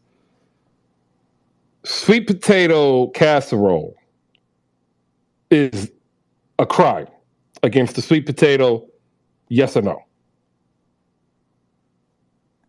I don't think a sweet potato casserole is a sweet potato. Like, do you think a green bean casserole is a green bean? Yes. Hence green bean casserole. It's like dead in the name. That to me is a whole different dish. That is no longer a green bean in my mind. Tony, I'll give you a pass because you're white. But I mean, Chris, you're a chef. Like, you should not be talking about these type of ingredients. That was What are we doing? That was kind of awkward. You okay, Tony? I'm all right. I'm all right. No. Hey, listen, man. Listen. I want to give all my white friends just You're doubling down? No. Listen. They, when it comes to food and trying things, I mean, come on, man. Like, they have no boundaries. Like, Anthony. All I know is I but I would never ever eat some of the stuff I seen him eat. Doubling down and tripling down. I bet money that Paris is wearing a Tim Hardaway jersey. That's today's Thanksgiving truth is ham does not need to be served at Thanksgiving. Okay? Like, y'all rave about ham for no reason. Like, ham is the sweet potato casserole for me. I can't get over this, man. So look, I think, Chris, here's my thing. I think you got too much time or too much money. I definitely don't have too much money, bro. I need money. It's got to be one or the other because I just never have time to cook a turkey perfect. I just don't. How do you? Well, first throw a ham in the oven, put a thermometer in it, boom. What does? That's literally what you do with the turkey. Nah, turkey always dries out. Well, then you ain't doing it right. I know, and I don't have time to learn how to do it right. That makes zero sense. Tony, I'm gonna excuse him. We all said that already. Okay? Don't do it, Paris. You're already like on the line, falling over to the wrong side. I just don't get it. What do you mean? Like, what is so good about ham and sweet potato casserole? I put some brown sugar and butter on the goddamn ham. It's better than anything. You have to put brown sugar and butter on ham? It's delicious. That is horrid. Amazing. I'm an Italian, Chris. I don't have time to figure out all these like colloquial American things. I don't have time. Okay. My family on Thanksgiving is still cooking 7 fish. Oh no, Tony's Italian. He's back prosciutto is good, right? God, he was Italian. Tony's back in, ladies and gentlemen, just for the record. Paris, man. 7 fish, Paris. That's what we cooked. I didn't know he was Italian. I love Italian food. What are we doing?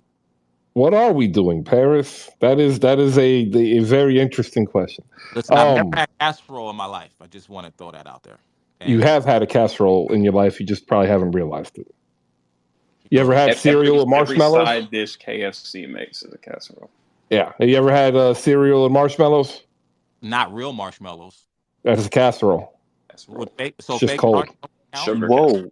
Whoa, not to put the conspiracy theory hat on. What are fake marshmallows? Let's talk about it. Oh, you didn't grow up in the projects, huh? Oh, we're trying to talk about the Kings and the Spurs, and now all of a sudden we're talking about fake I'll tell marshmallows you and what, that conspiracy theories. conversation we had with Dia the other day, I really feel like at my wedding, I'm just gonna have bag cereal. Like not cinnamon toast crunch, none of that. Y'all know bag cereal. Yeah, multi-meal. Yes. Yeah. That's what I'm gonna have at my wedding. Cheap. You sound like a corn smack guy, or one of them honey smack guys. Oh, I didn't like the food. I'm gonna be real, but it was $2 for a giant bag of cereal. Yeah, I never had that problem because I understood at an early age that I'm not going to eat human dry pet food. Sacramento hosts San Antonio tonight at 10. Sacramento buying in to Coach Mike Brown's defensive and team-first philosophy. They have a winning record, 7-6. They just come off of beating the Golden State Warriors. They are second in the Pacific. Buy or sell Sacramento. I do think they win. I think San Antonio is who we thought they were. Despite Keldon Johnson and Devin Vassell and Trey Jones, that is just a team in transition.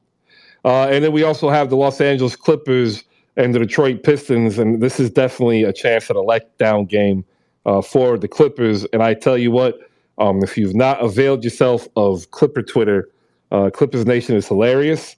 They are very self-deprecating in a very, very fashionable way. Buy or sell Sacramento. Will go to Tony first. Tony, buy or sell? Yeah, Sacramento is a buy for me. I don't necessarily know that they're doing the right thing, but in the regular season, they can just run two-man action with like 6 different guys, and it doesn't matter what combination of dudes you use. You just spam 92 possessions of pick and roll with 3 different ball handlers and 3 different rim rollers, and it just works. When you have an action that you can get to that's successful, you have 3 or 4 dudes on the court that can all kind of create their own shot and play make.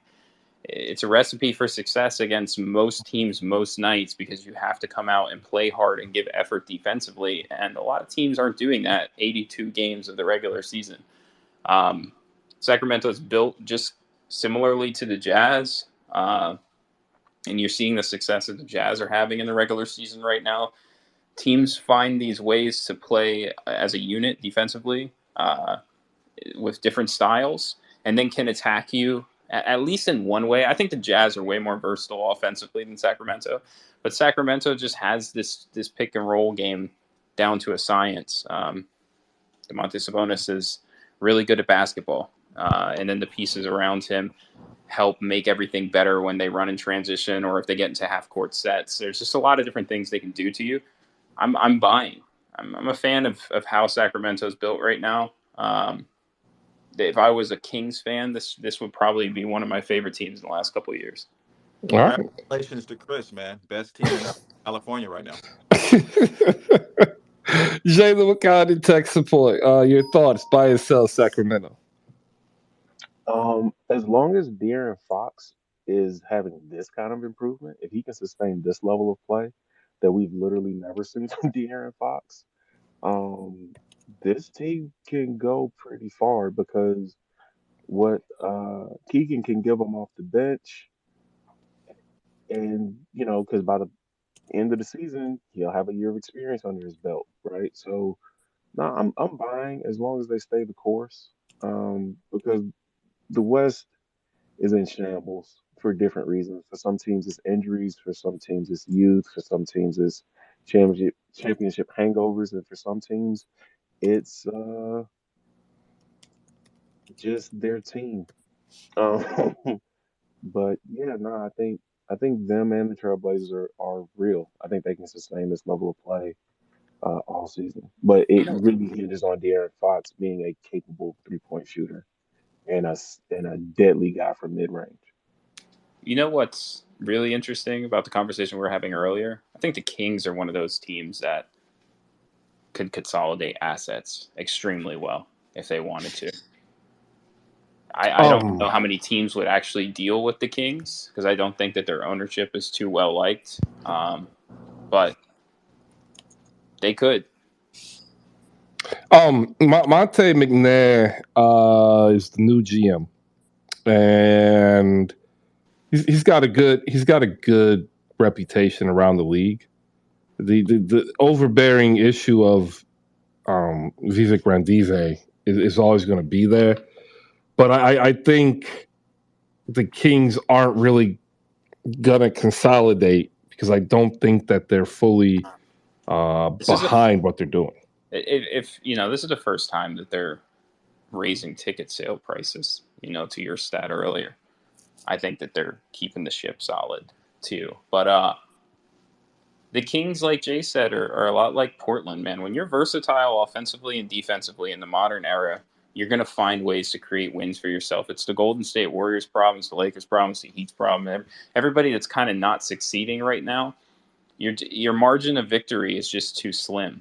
You have to have too many boxes checked to come out of the game with a win, where a lot of these teams that are constructed with wings and, athletic bigs, they can just run. They can run, or they can shoot, or they can, play in the pick and roll. There's just a lot of different ways for them to find success, but that has its ceiling. It gets limited in the playoffs, but it's still fun for them. Portland specifically, because they have a superstar, but the Kings are good. They're weird, but they're good. Well, I'm gonna go ahead and tell everybody that I probably should have picked the Kings for the league pass pick instead of Houston, but I didn't need the extra attention that Paris Anderson has successfully imprinted in the minds of NBA Twitter. I have never worked for, nor do I work for, the Sacramento Kings. I just happen to live there. Would you do an Anthony Davis trade with the Kings, Jay?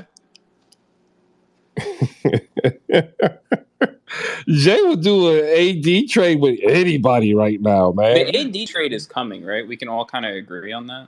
Oh, I don't think so. Absolutely not. Oh, I think so. I don't think so. Nah, it's too much sunk cost. They're not going to do it. They are A with it, right? Bro, they are hand in hand with AD and LeBron.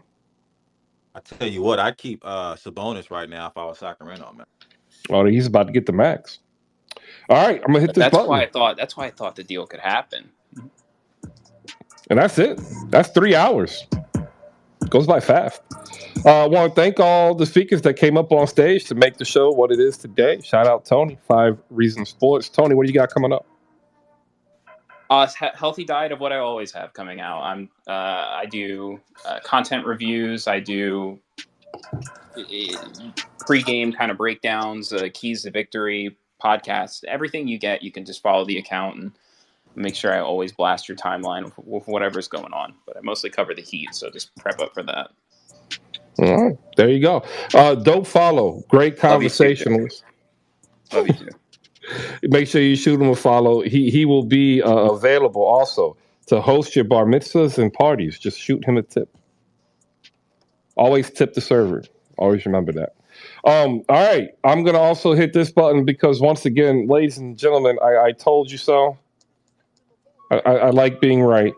Being right is key in life to a healthy self-ego. It was once said by somebody way more famous than I. Ladies and gentlemen, the Sacramento Kings are 7-6. I remember at the very beginning of the season, I said, hey, these Sacramento Kings, they're different. You're going to have to actually respect the Kings now. That secondary action that they have with Sabonis on that pick and roll that Tony had mentioned, man, it's beautiful. Keegan Murray's only going to get better. Sacramento, worth the watch tonight, 10 p.m. Slamgoods.com, our sponsor. Head over there, save 15%. Pick up that special edition. You know what? You'll enjoy it 20 years from now. Peace out. See you tomorrow.